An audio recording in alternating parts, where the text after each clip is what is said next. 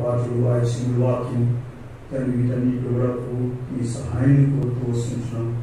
దయ చూపించి కరుణించి కనికరించండి. సమయాన్ని పాటించి ఆడైన దేవుడు అందరూ మీ స్తోత్రాలున్నా వారిని వారి కుటుంబాలను మీరు దీవించి ఆశీర్వదించబడవలసింది. ఇంకా ప్రేమగా మీ మందిరం పైన వాక్యం పైన మొక్కు కలిగిన వారు రావాలని ఆశ కలిగిన వారు తండ్రి ఇంకా అధికంగా ఆలస్యం కాకుండా వారిని కూడా ప్రభావ మీ మందిరాలను నడిపించి మీ మహిమను ప్రార్థిస్తూ వస్తున్నాం. ఈ తండ్రి మందిరాలను కూడా మీ మహిమని మీ పనులను స్తోత్రములు చెల్లించుకుంటూ ఆరంభం నుండి అంతవరకు మీ వినేజుగా మీరే నడిపించి మహిమను మమ్మల్ని తగ్గించుకొని మిమ్మల్ని బహుగా తెచ్చిస్తూ యేసుక్రీస్తు వారి కృపగల నామములో స్తుతించి ప్రార్థించి అడిగి వేచుకుంటున్నాము తండ్రి. ఆమేన్. కూర్చోండి.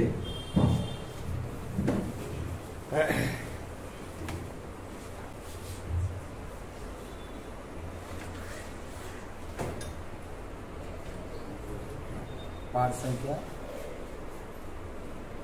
21. యెహోవా కొరకు సహనముతో కనిపెట్టం నాకు చెవియొగ్గి నామలాలించు. Song number 21. పాఠ సంఖ్య 21.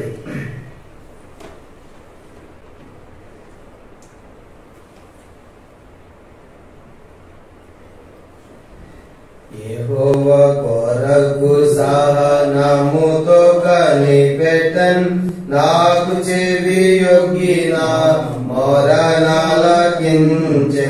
నాశనకరమగు గుంటలో నుండియు జిగటగల దొంగయు నంది నన్పైకెత్తెను.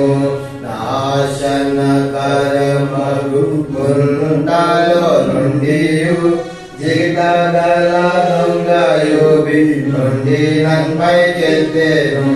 నా పాదములను బండపై నిలిపి నా పాదములను బండపై నిలిపి నా అడుగులు దానిపై స్థిరపరచి నా అడుగులు దానిపై స్థిరపరచి కొత్త గీతమును నా నోట నుంచెను.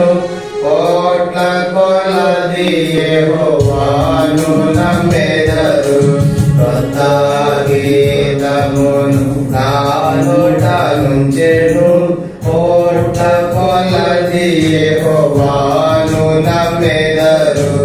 యెహోవా కొరకు సహనముతో కనిపెట్టను నాకు చెవియొగ్గిన మొరనాలకించెను. నాశనకరమగు గుంటలో నుండియు జిగటగల దొంగయు నుండి నన్పైకెత్తెను. నాశనకరమగు గుంటలో నుండియు జిగటగల దొంగయు నుండి నన్పైకెత్తెను. కలుషుల భక్తులను లక్ష్య పెట్టక కలుషుల భక్తి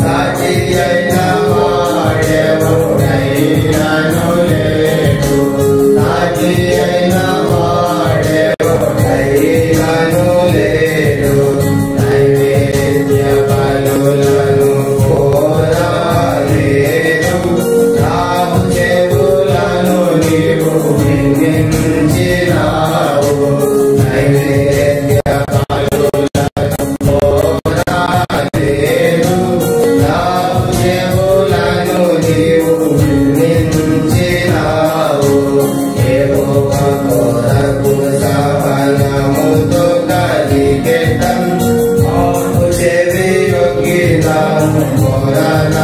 మొరనాలకించెను నాశనకరమగు కొండలో నుండియు చిగటగల తుంగయు నుండి నన్పై ఎత్తెను నాశనకరమగు కొండలో నుండియు చిగటగల తుంగయు నుండి నన్పై ఎత్తెను పాప పరిహార బలులను దాన పాప పరిహార బలులను దాన బలులను నీవు ఎమ్మనలేదు బలులను నీవు ఎమ్మనలేదు నన్ను గూర్చి గ్రంథములో రాసి ఉన్నట్టుగా నేను వాచి ఉన్నాను నన్ను గూర్చి గ్రంథములో రాసి ఉన్నట్టుగా నేను వాచి ఉన్నాను యెహోవా కొరకు సహనముతో కలిగెదం నాకు చెవియొగ్గిన మొరనాలకించెను నాశనకరమగు కొండలో నుండియు చిగటగల తుంగయు నుండి నన్పై ఎత్తెను నాశనకరమగు కొండలో నుండియు చిగటగల తుంగయు నుండి నన్పై ఎత్తెను నీ చిత్తమును చేయ నాకు సంతోషము నీ చిత్తమును చేయ నాకు సంతోషము నా అంతర్యములో నీ శాసనములున్నది నీ అంతర్యములో నీ శాసనములున్నది ప్రజా సంగములో నీ విధి సువార్త ప్రకటించి ఉన్నానని నేనంటిని ప్రజా సంగములో నీ విధి సువార్త ప్రకటించి ఉన్నానని నేనంటిని యెహోవా కొరకు సహనముతో కలిగెదం నాకు చెవియొగ్గిన మొరనాలకించెను నాశనకరమగు కొండలో నుండియు చిగటగల తుంగయు నుండి నన్పై ఎత్తెను నాశనకరమగు కొండలో నుండియు చిగటగల తుంగయు నుండి నన్పై ఎత్తెను నీ నీతిని నా మదిలో దాచి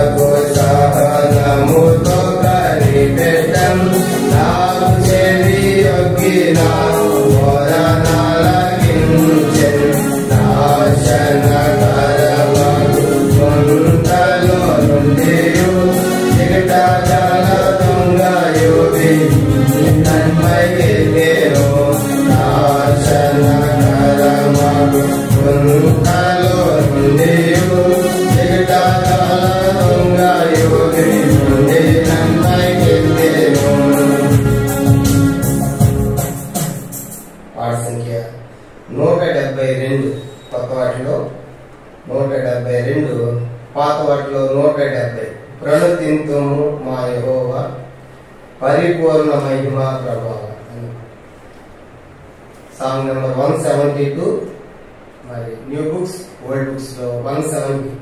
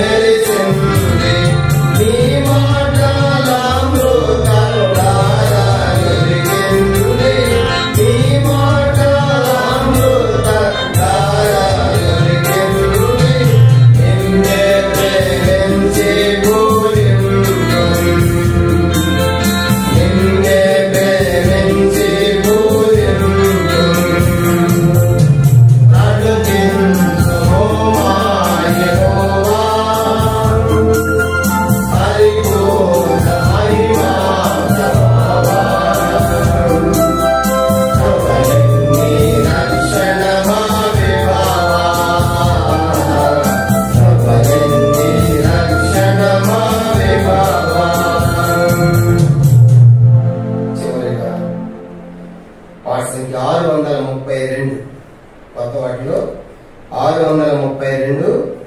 పాత వాటిలో 619. లోకమునకు నన్ను దేవా నా దేవా ఉప్పుగా చేసితివి. 632 కొత్త పుస్తకాల్లో, పాత వాటిలో 619. ఇంకా పాతవైతే 521.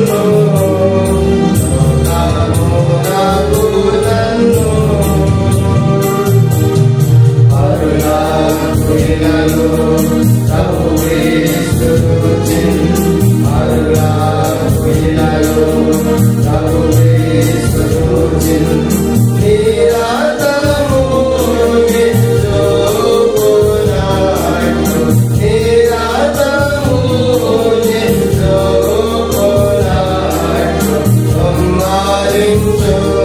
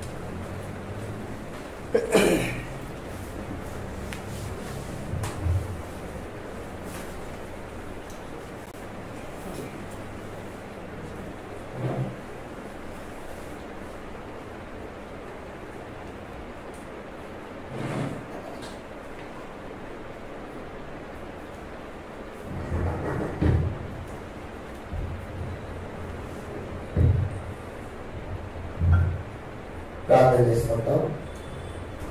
పరలోకమందున్న మా తండ్రి, పరిశుద్ధ దేవ, జీవాధిపతి, నీ స్తోత్రాలు చెల్లిస్తూ ఉన్నాం. నీ ప్రియ కుమారుడు, మా ప్రభును, మా రక్షకుడైన యేసు ప్రభువారి అత్యంతముగా హెచ్చించబడిన శ్రేష్టమైన ఘనమైన స్తోత్రాలు. లోకములకు చెడిపోయిన మమ్మల్ని మా హృదయాన్ని మార్చి ఉప్పుగా చేసిన దేవ, నేను లోకంలో 30 వందలు సెలవించాను. మీ స్తోత్రాలు చెల్లిస్తూ ఉన్నాం. తిరిగి ప్రభావి సమయంలో వారి కార్యక్రమంగా మరి బైబిల్ స్టడీ కార్యక్రమం వరకు పాదాలు పెట్టుకుంటున్నాం. మరికొన్ని దినాలుగా రాజుల యొక్క చరిత్రలు ప్రభా, మరి నిజ సంఘటనలు, వాస్తవములు, యథార్థ గాథలు, జరిగిన చరిత్రలు యుగాంతమందున మాకు బుద్ధి కలగాలని దృష్టాంతంలో సంబంధించిన సంగతులు రాయించి పెట్టినందుకే స్తోత్రాలు.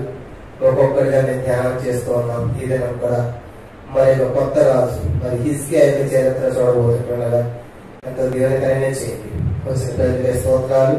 ఇంకా రావాల్సిన వారు మార్గ మధ్యంలో ఎవరు ఏర్పాట్లు ఉన్నారో వారు నడిపించి మీరే మహిమ పొందమని మాకు స్తోత్రం చెల్లించుకుంటా. ఏకదాసనాన్ని కూడా మరుగుపరిచి నాకును మాకును అందరికి కావలసిన వర్తమాన వాకులు దయచేసి మహిమ పొందమని సమస్త మహిమ గంట మీకు ఆరోపిస్తూ అన్నా చెల్లిస్తూ యేసు క్రీస్తు నామమున ప్రార్థించి వేడుకొనుచున్నాము తండ్రి. ఆమేన్.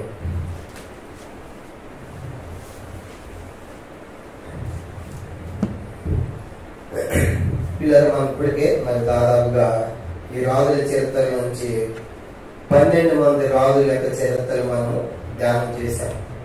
కనుక మరి ఐక్య రాజులుగా ఉన్నటువంటి 3 రాజులు మనం చూస్తాము. వారిలో మొట్టమొదటి రాజు సౌలు, తర్వాత దావీదు, తర్వాత సొలొమోను. కనుక ఆ 3 పరిపాలించిన దాన్ని ఏమన్నామంటే సమైక్య రాజ్యం లేకుంటే ఐక్య రాజ్యం అన్నాం. ఆ తర్వాత అతని కుమారుడైనటువంటి రెహబాము టైంలో రాజ్యము 2గా విడిపోయింది మనం చూసాం. ఈ రెహబాము టైంలో విడిపోయినటువంటి రాజ్యము ఒకటి యోధా, రెండవది ఇశ్రాయేలుగా మనం చూసాం. ఇవి 2 గోత్రాలు అయితే ఇవేమో 10 గోత్రాలు. ఇది దక్షిణ రాజ్యం అయితే ఇది ఉత్తర రాజ్యంగా మనం చూసాం. దీనికి రాజధాని యెరూషలేము అయితే దీనికేమో షోమ్రోను అని చూశాం. దీంట్లో మొదటి రాజు ఎవరు చూశాను చెప్పండి. మొదటి రాజు రెహబాము. తర్వాత అట్లా ఆర్డర్లో ఇంకా 12వ రాజు ఎవరు చూసాం. 12వ రాజు ఆహాబు. చెప్పండి ఎవరంటే 12వ రాజు ఆహాబు. రెహబాము కుమారుడు ఎవరు చెప్పండి. రెహబాము కుమారుడు అబియాము. 2వ రాజు ఎవరంట అబియా. 3వ రాజు అబియాము కుమారుడు ఆసా కుమారుడు యెహోషాపాతు కుమారుడు యెహోరాము కుమారుడు అహజ్యా. తర్వాత పరిపాలన ఎవరు లేరు కాబట్టి ఎవరు సింహాసనం ఎక్కారు? అతల్య. తర్వాత ఆమె మనవడు ఎవరు? యోవాష్. తర్వాత రాజు అయింది ఎవరు? అమజ్య. తర్వాత ఉజ్జియా. తర్వాత యోతాం. తర్వాత ఆహాజ్. కనుక మనం చూసాం. మరి గత వారం ఆహాజ్ చరిత్ర మనం ముగించాము. పుట్టగా చెప్పాలంటే ఈ ఆహాజు గురించి గత వారం రాని వాళ్ళ కోసం 5 నిమిషాలు అది రివిజన్ చేసి మనం ముందుకెళ్తాం. ఆహాబు యథార్థంగా ప్రవర్తింపలేదు అని చూశాం. అంత మాత్రమే కాదు, అతడు 20 సంవత్సరాల వయసులో రాజ్యానికి వచ్చి 16 సంవత్సరాలు పరిపాలించాడని చూసాం. ఆహాజు అంటే భోక్త లేకపోతే సొత్తుగాడు అనే అర్థం కూడా చూశాం. యోతాము, మరి ఆహాజు యొక్క తండ్రి యోతాము కూడా చూస్తాము. తల్లి కనబడు కనుక తల్లి పేరు ప్రస్తావించబడేది. తర్వాత మరి బైబిల్ మొత్తం 2 ఆహాజు ఉన్నట్టుగా మనం చూసాం.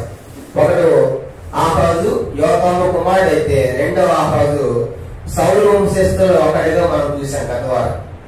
తర్వాత ఇతని గురించి రాయబడిన గ్రంథాలు కనుక అధ్యాయాలు 2వ రాజులు 16వ అధ్యాయం మొదటి 20 వచనాలు, 2 వృత్తాంతం 28వ అధ్యాయం అంతా కూడా అంటే మొదటి 27 వచనాలు కూడా ఈ 2 భాగాల్లో ఆహాజు గురించి మనం గత వారం చూసాం.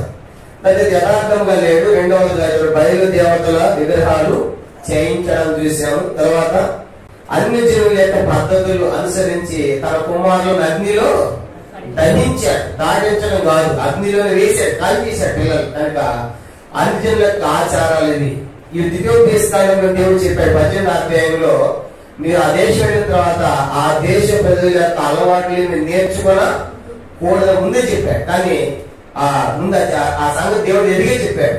కానీ అయినప్పటికీ కూడా తను అన్యజనుల ఆచారాలు అభ్యసింపజేసి కనుక తన కుమారులను అభ్యసించి అగ్నిలో కాల్చివేశాడు. కనుక ఎంతమంది పిల్లలు మనకు తెలియదు కానీ అగ్నిలో వేసడం మనం చూసాం. దాన్నే హత్య లోయ లేకుంటే బెన్ హిన్నోము లోయ అంటారని చూసాం. తర్వాత ఇతడు యోధా రాజ్యానికి మరి కొండలు గుట్టల్లో కూడా మరి కొండల మీద గుట్టల మీద విగ్రహాలు నిలిపి మరి తర్వాత ఈ కీడు చేసిన కారణం చేత యథార్థంగా లేడు, బయలుదేవతలు నిలిపాడు. తర్వాత అన్యుల పద్ధతులు అభ్యసింపజేసి ఏం చేశాడు, అనేకులను అంటే ఆ దేవుళ్ళు మరి దేవుళ్ళు తిరగకుండా అన్యుల పద్ధతులు అలవాటు చేయించి అందులో దాటించాడు. పండ్ల మీద గుట్టల మీద పక్కన చెట్టును బలిపీఠాలు కట్టించాడు. యథార్థంగా లేని కారణాలు చేసిన కారణం చేత ఈ కీళ్ళని కూడా చేసినందుకు కాను దేవుడు అతని మీద శిక్ష తీసుకొచ్చాడని చెప్పాడు. ఎవరైతే చెప్పారు అతని మీద యుద్ధాన్ని గౌరవించారు చెప్పండి, ఎవరు వచ్చారంట? సిరియా రాజు వచ్చాడు. సిరియా రాజు వచ్చి యాహాజు దేశం ఉన్నటువంటి ప్రజలను తీసుకొని పోయి కనుక తీసుకుని యుద్ధం చేసి వాళ్ళందరినీ చాలి తీసుకొని పోయాడు. తీసుకుని పోయిన తర్వాత ఈ సిరియా రాజు మీదకి మరో ప్రజానికి వచ్చాడు. ఎవరు చెప్పిన వాడు? ఇశ్రాయేల్ రాజు వచ్చాడు. ఇశ్రాయేల్ రాజు మరి వీళ్ళందరూ తీసుకుపోయాడు సిరియా నుంచి ఇశ్రాయేల్ దేశం. కనుక అక్కడ తీసుకుని పోయాడు. తీసుకుపోయిన తర్వాత 1,20,000 మంది చంపేశాడు. కనుక ఆ ఇశ్రాయేల్ రాజు తర్వాత 2 లక్షల మందిని చెరపట్టుకుని పోయాడు. పోయిన తర్వాత వాళ్ళందరూ అనుకుంటున్నారు ఇప్పటి నుంచి యోధాల నుంచి ఇశ్రాయేల్ దేశం పోయారు కాబట్టి వీళ్ళు అనుకుంటున్నారు మేము గ్రేట్, మేము గెలిచాము కాబట్టి మీరంతా మాకు దాసులు అమ్మాలి అనుకుంటున్నారు. అప్పుడు ఒక ప్రవక్త లేచి అన్నాడు, వాళ్ళెవరు వీళ్ళు సొంత సహోదరులే కదా, ఈ 2 గోత్రాలు 10 గోత్రాలు 12 గోత్రాలు వీరి యాకోబు సంతానం కాదు. కాబట్టి సహోదరులు ఎవరిని కూడా ఏం చేయకూడదు, బానిసలుగా చేసుకోకూడదు. కనుక అట్లా చేసుకున్నారంటే దేవుడు కోపం వచ్చి మీకు అప్పగించాడు. ఇప్పుడు మీరు బానిసలుగా చేసుకుంటే దేవుడి కోపం మీ మీద కూడా వచ్చిందని చెప్పాడు. చెప్పాలి వెంటనే వాళ్ళు ఏం చేశారంటే బానిసలుగా చేయకుండా వాళ్ళకి నూనె ఇచ్చి, వస్త్రాలు ఇచ్చి, ఆహారం ఇచ్చి, నడవలేని వారికి గాడుల మీద ఎక్కించి మంచిగా వాళ్ళకి పరిచయం చేసినట్టుగా మనం చూసాం. అప్పుడు ఒక మాట అన్నాడు దేవుడు, కనుక ఏదో మిమ్మల్ని మీకు అప్పగిస్తే మీరు ఆకాశం అంతా రౌద్రముతో అన్ని సంభవించారు, మీరు మాత్రమే మంచులు అనుకుంటున్నారా? ఇశ్రాయేలులారా, యోధావుడి చెడ్డవాళ్ళు మీకు అప్పగించారు, మీరు కూడా మంచులేం కాదు. ఏదో కాస్త చూసుకోవడం వాళ్ళ సంగతి అంటే మొత్తం మీద అసలు వాళ్ళు ఆకాశవంతరం చంపేశారని దేవుడు మాట్లాడాడు. ఆ తర్వాత అట్లా అయిపోయిన తర్వాత మళ్ళా యోధా దేశం మీద ఎవరు వచ్చారు దాడికి? ఎదోమీయులు వచ్చారని చూసాం. ఎదోమీయులు, ఫిలిష్తీయులు, ఇశ్రాయేలు తన వీళ్ళంతా కూడా దాడి చేస్తే అలాంటి టైంలో ఆహాజు దేవుడు నడకుండా సహాయం ఎవరు అడిగారని చెప్పాము. ఎవరు అడిగారంట? అశ్షూరీయులు. ఎవరంట? అశ్షూరీయులు అడిగారు. వాళ్ళు వచ్చి అశ్షూరు రాజు ఏం చేశాడు, కానీ బాధపరిచాడు కానీ బలపరచలేదు. వచ్చాడు ఒట్టుగా పోతాడా? వచ్చాడు బాధ పెట్టి ఏం చేశాడు, నాకు ఇవ్వాల్సింది నాకు ఇవ్వనప్పుడు ఆ మందిరం అంతా ఒలిచి కనుక ఏం చేశాడు, ఆహాజు వాళ్ళకి ఇచ్చేశాడు. ఇచ్చేసిన తర్వాత ఏం చేశాడు ఆహాజు, ఎందుకు వాళ్ళు సిరియన్లు వాళ్ళు గెలుస్తున్నారు, కనుక సిరియన్లు ఎందుకు వాళ్ళు గెలుస్తున్నారంటే వారి దేవతగా వాళ్ళు సహాయం చేస్తాయి కాబట్టి నేను కూడా సిరియన్ దేవతను సేవిస్తానని ఆపత్కాలంలో చివరి దశలో మరీ ఎక్కువ దుర్మార్గంగా ప్రవర్తించాడు. ఆ యొక్క విగ్రహాలు నింపాడు, వచ్చాడు దోసుకుని పోయాడు. తర్వాత మందిరాన్ని తగ్గొట్టించాడు, వస్తువులన్నీ కూడా మందిరాన్ని మూయించి వేశాడు. అట్లా దాదాపు 7 సంవత్సరాలు పరిపాలించింది. ఎన్ని సంవత్సరాలు చెప్పండి? 16 సంవత్సరాలు. చెప్పేమంట అంటే 16 సంవత్సరాలు యెరూషలేము మందిరము తాళం వేయబడి మూయబడింది. చూడండి ఒకసారి ఊహించండి ఎట్లా ఉంటుంది. అవన్నీ కరోనాలోనే ఒక 6 నెలలో 7 నెలలో మనం మొత్తం బంద్ పెట్టాం. కానీ ఎలా ఉన్నాయి మందిరాలు లేకపోతే ఎట్లా ఉన్నారు జనాలు. కాబట్టి ఎప్పుడు వాళ్ళు మందిరాలు అన్నట్టుగా కొంతమందికి మంచి సేవ మంచి సేవలు కొంతమంది ఎందుకు దుమాలు కొట్టే వాళ్ళకి మందిరం ఇష్టం లేని వాళ్ళకి వాక్యం ఇష్టం లేని వాళ్ళకి ఎట్లా ఉంటుంది. మాకు సెలవులు వచ్చినాయి, కరోనా సెలవు మందిరానికి.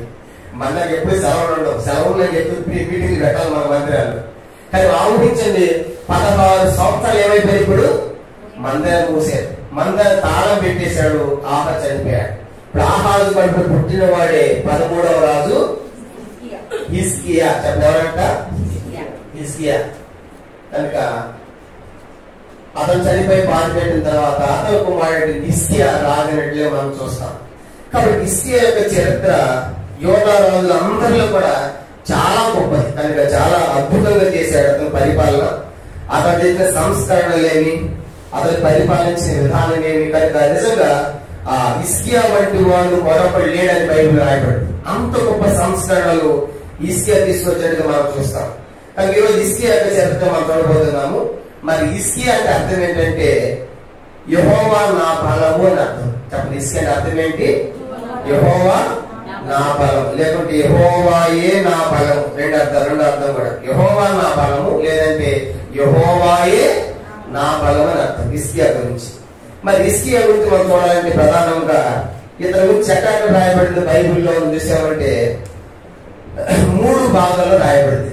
2వ రాజుల గ్రంథము 2వ రాజులు 18వ అధ్యాయము, 19వ అధ్యాయము, 20వ అధ్యాయం. తర్వాత 2వ దేవతాంతములు 29వ అధ్యాయము, 30, 31, 32. తర్వాత యెషయా గ్రంథము 36వ అధ్యాయము, 37, 38, 39. ఇంత చెప్పాలి ఈరోజు. అది తెల్లారితే చెప్పండి. ఇప్పుడు మొత్తం ఎన్ని అధ్యాయాలు చెప్పండి? ఈ టోటల్ ఎన్ని అధ్యాయాలండి? ఎన్ని అధ్యాయాలు? 11 అధ్యాయాల చరిత్ర హిజ్కియా. కాబట్టి చూడండి, అంతా మనందరం మేము 12 అధ్యాయాలు చూసాం.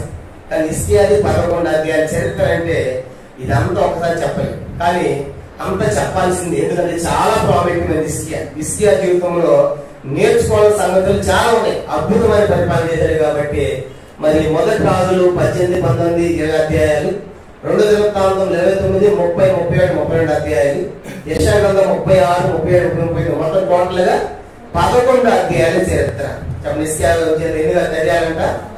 దీన్ని ఏం చేస్తామంటే మొత్తం 3 పార్ట్స్ గా డివైడ్ చేస్తాం. హిజ్కియా చరిత్ర 3 పార్ట్స్. మొదటి పార్ట్ ఏంటంటే మందిరపు తలుపులు తెరచి బాగు చేసిన హిజ్కియా. అది మొదటి పార్ట్ లో చూస్తాం. హిజ్కియా జీవితాన్ని 3 పార్ట్స్ గా మనం డివైడ్ చేసుకుంటే మనం ధ్యానం చేయడం చాలా ఈజీగా ఉంటుంది. కాబట్టి మొదటి పార్ట్ ఏంటంటే మందిరపు తలుపులను తెరచి బాగు చేయించిన హిజ్కియా, మొదటి పార్ట్. రెండో పార్ట్ ఏం చూస్తామంటే మందిరంలో పండుగలు ఆచరింపజేసి ఆనందింపజేసిన హిజ్కియా, రెండో పార్ట్.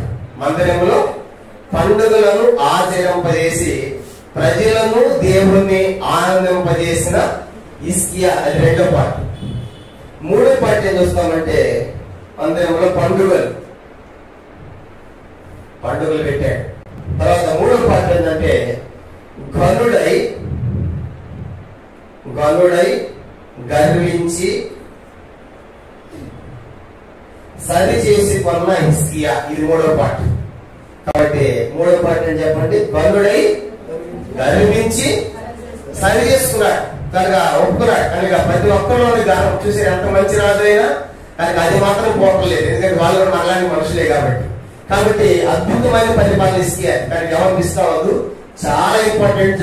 వినే కొంది ఇంకా చాలా ఆసక్తిగా ఉంది హిజ్కియా చరిత్ర. కాబట్టి ఈ 11 అధ్యాయాలు కూడా మనము ఈ 3 పార్ట్స్ మనం డివైడ్ చేసి ఈరోజు మనము ఈ మొదటి పార్ట్ ని ధ్యానం చేస్తాం. మొదటి పార్ట్ మందిరపు తలుపులను తెరచి బాగు చేయించిన హిజ్కియా.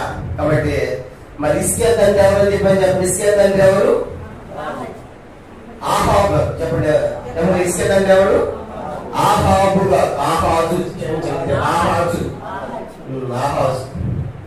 ఆహాజు తండ్రి. కానీ ఇప్పుడు ఈ 11 అధ్యాయాలు గుర్తు పెట్టుకుంటాము. ఈ 11 అధ్యాయాలు మీరు చదవాలి. హిజ్కియా గురించి మొత్తం తెలియాలంటే దాంట్లో మొదటి పార్ట్ ఈరోజు మనం ధ్యానం చేస్తాం. మొదటి పార్ట్ ఏంటంటే మందిరపు తలుపులు తెరచి బాగు చేయించిన హిజ్కియా. ఇంతవరకు మీకు క్లియర్ అయింది అనుకుంటున్నాను. ఇంతవరకు కన్ఫ్యూజ్ లేకుండా అట్లా డివైడ్ చేస్తే మనం నేర్చుకోవడానికి కూడా చాలా ఈజీగా ఉంటుంది, కన్ఫ్యూజ్ కాకుండా. అంటే మొదటి పార్ట్ అంటే హిస్కియా గురించి 2 పార్ట్స్ ఉంటాయి అనమాట. ఈరోజు ఒకటే చూస్తాం. ఒకటే అది చాలా పెద్దది కనుక ఆయన ఒక 11 అధ్యాయాలు కూడా మొత్తం 3 క్లాసుల్లో మనము 3 మీటింగ్స్ లో మనం చూడబోతున్నాం. అది ఇప్పుడు మందిరపు తలుపులను తెరిచిన హిస్కియాగా మనం చూసాం. ఇప్పుడు తండ్రి ఎవరని చెప్పారు? తండ్రి ఎవరు? ఆహాజ్. కనుక ఇప్పుడు తల్లి ఎవరంటే చూస్తాం. కనుక ఎక్కువ ఎక్కడ రాయబడిందంటే దినవృత్తాంతంలో ఎక్కువ రాయబడింది. కానీ మొట్టమొదటి దినవృత్తాంతానికి వెళ్తాం. దినవృత్తాంతంలో 2వ గ్రంథము 29వ అధ్యాయం చూడండి. 2వ దినవృత్తాంతములు 29వ అధ్యాయము. 2వ దినవృత్తాంతములు 29వ అధ్యాయం చూడండి. మొదటి 3 వచనాలు చదువుతాం. 2వ దినవృత్తాంతములు మొదటి 29వ అధ్యాయం. 2 Chronicles chapter 29 మొదటి 3 వచనాలు అందరం కలిసి చదవండి. హిస్కియా యాగమారంభించినప్పుడు 20 ఏళ్ల వాడని 29 సంవత్సరములు యెరూషలేము లేదు. అతని తల్లి జకర్యా కుమార్తె, ఆమె పేరు అబియా. అతను తన పితరుడు దావీదు చేసే అంతటి ప్రకారము యెహోవా దృష్టికి యథార్థముగా ప్రవర్తించాడు. అతను తన ఏలుబడి మొదటి సంవత్సరము మొదటి నెలను యెహోవా మందిరం తరపున తెరచి వాటిని బాగు చేసి. చాలా గమనించామంటే హిస్కియా గురించి మనము మరి చూడబోతున్నాం. హిస్కియాకి యెహోవా నా బలం, లేకుంటే యెహోవా నా బలం అని అర్థం చేశాం. తండ్రి ఎవరు చూసాము? ఆహాజ్ అని చూసాం. ఇప్పుడు తల్లి ఎవరంట చెప్పండి. తల్లి ఎవరు? అబియా. చెప్పండి ఎవరు? తల్లి పేరు అబియా. రాజు గ్రంథంలో ఏముంటుందంటే అబి అని ఉంటుంది. అబి అన్న రెండు కూడా ఒకటి అని గుర్తు పెట్టుకోండి. రాజు గ్రంథంలో అక్కడ అబి అని ఉంటుంది, ఇక్కడ అబియా ఉంటుంది. అయితే ఇతడు ఏ సంవత్సరం రాజయ్యాడంట? 25 సంవత్సరాల వయసులో రాజు. ఎన్ని సంవత్సరాలు పరిపాలించాడు? 29 సంవత్సరాలు. కాబట్టి రాజు అయింది 25 years లో. అతను పరిపాలించిన కాలము 29 సంవత్సరాలు పరిపాలించాడు. తల్లి అబియా లేకుంటే అబి, తండ్రి ఆహాజు అని చూశాను. కానీ ఇప్పుడు మరి బైబిల్లో మొత్తం మనకి 4 హిస్కియాలు కనబడతారు. బైబిల్లో మొత్తం మనకి ఎంతమంది హిస్కియాలు ఉన్నారు? 4 హిస్కియాలు ఉన్నారు. కనుక మొదటి హిస్కియా ఎక్కడంటే చూడండి, జెఫన్యా గ్రంథము మొదటి అధ్యాయం. జెఫన్యా గ్రంథం మొదటి అధ్యాయం మొదటి వచనం. జెఫన్యా గ్రంథము మనకి మొదటి హిస్కియా. జెఫన్యా గ్రంథము మొదటి అధ్యాయం మొదటి వచనం. ఇది మొదటి హిస్కియాగా మనం గుర్తుపెట్టుకుంటాం. జెఫన్యా గ్రంథము మొదటి అధ్యాయము మొదటి వచనాన్ని చదువుకుంటాం. చదవండి. యోనా రాజుకు ఆమోను కుమారుడైన యోషియా దినములలో హిస్కియాను పుట్టిన అమర్యా కుమారుడు గెదల్యాకు జన్మమైన కూషు కుమారుడు జెఫన్యాకు ప్రత్యక్షమైన యెహోవా వాక్కు. కనుక ఆమోను కుమారుడు ఏషియా దినములలో హిస్కియా వస్తాం. కనుక ఈ హిస్కియా ఎవరంటే ప్రవక్త అయిన జెఫన్యా వంశస్థులలో ఒకడు. చెప్పండి ఎవరంటే హిస్కియా ఎవరు? ప్రవక్త. జెఫన్యా ప్రవక్త యొక్క వంశస్థులలో ఒకడు. అతని పేరు కూడా ఏంటి? హిస్కియా. కాబట్టి ఈ హిస్కియా ఆయన ఒకటిగా. కనుక హిస్కియా అంటే జెఫన్యా వంశస్థులలో ఒకడు, ప్రవక్త అయిన జెఫన్యా వంశస్థులలో ఒకడు అని రాస్తాడు. కనుక ఇది మొదటి హిస్కియా గుర్తు పెట్టుకుంటాం. రెండో హిస్కియా అంటే ఎజ్రా గ్రంథము 2వ అధ్యాయం. ఎజ్రా గ్రంథము 2వ అధ్యాయము 16వ వచనం. ఎజ్రా గ్రంథము 2వ అధ్యాయము 16వ వచనం. ఎజ్రా గ్రంథము 2వ అధ్యాయము 16వ వచనం. ఎజ్రా 2:16 చదువుకుంటాం. ఆటేరు వంశస్థులు హిస్కియాతో కూడా 90 యనమండగురు. కనుక హిస్కియా అంటే ఆటేరు వంశస్థులలో ఒకడు రాష్ట్రం. ఎవరంటే రెండో హిస్కియా ఎవరు? ఆటేరు వంశస్థులలో ఒకడు. లేకపోతే బబులోను నుండి తిరిగి వచ్చిన వాళ్ళు ఒకరు. వీళ్ళు ఎవరంటే యుద్ధ గ్రంథంలో ఉన్న వీళ్ళు బబులోను ఏం చేశారు? తిరిగి వచ్చారు. కనుక బబులోను తిరిగి వచ్చిన వాళ్ళు ఒకడు, లేదంటే ఆటేరు వంశస్థుల్లో ఒకడు. కనుక ఇది 2వ హిస్కియాగా మనం చూస్తాం. ఇది 2వ హిస్కియా. 3వ హిస్కియా ఎవరంటే చూడండి, ఈ ఆటేరు వంశస్థుల గురించే నెహెమియా గ్రంథం 7వ అధ్యాయం 21 రాయబడింది. నెహెమ్యా గ్రంథం 7:21 కూడా 6వ వంశస్థులు అక్కడ కూడా అది కూడా రెండవది గుర్తుపెట్టాడు. ఎజ్రా 2:16, నెహెమ్యా 7:21లో ఈ 2 వచనాల్లో ఉన్న హిజ్కియా ఎవరంటే 6వ వంశస్థుల్లో ఒకడు. కనుక ఎజ్రా 2:16, నెహెమ్యా 7:21 ఈ 2 వచనాలటువంటి హిజ్కియా 6వ వంశస్థుల్లో ఒక రెండవ హిజ్కియా. మూడో హిజ్కియా ఎవరంటే మొదటి దినవృత్తాంతములు 3వ అధ్యాయము 23వ వచనం. మొదటి దినవృత్తాంతములు 3వ అధ్యాయం 23వ వచనం. మొదటి దినవృత్తాంతములు 3వ అధ్యాయము 23వ వచనం. నెయర్యా కుమారులు ముగ్గురు, ఎల్యోయేనై, హిజ్కియా, అజ్రీకాము. చెప్పండి, 3 హిజ్కియా ఎవరంటే నెరయ్య కుమారులు రాష్ట్రం. 3 హిజ్కియా ఎవరంటే నెరయ్య కుమారులు ఒకడు. ఇంకో మాట చెప్పాలంటే వీడు దావీదు వంశస్థులు. చెప్పండి, వీళ్ళు ఎవరంట? దావీదు వంశస్థులో ఒకడు. నెయ్యర్యా కుమారుడు అని రాసుకుంటాం. కాబట్టి నెయ్యర్యా కుమారులు ఒకడు. ఇది 3వ హిజ్కియాగా మనం గుర్తుపెట్టుకుంటాం. ఇప్పుడు 4వ హిజ్కియా మనకు బాగా పరిచయం. ఎవరు చెప్పండి? ఎవరైనా ఇప్పుడు రాజైన ఆహాజు కుమారుడైన గొప్ప రాజైన హిజ్కియా రాస్తాం. కనుక 4వది ఆహాజు కుమారుడు గొప్ప రాజు. కనుక యోధావారి గొప్ప రాజు హిజ్కియా రాసుకుంటాం. కానీ ఇప్పుడు మొత్తం మనము 4 హిజ్కియాను మనం చూసాం.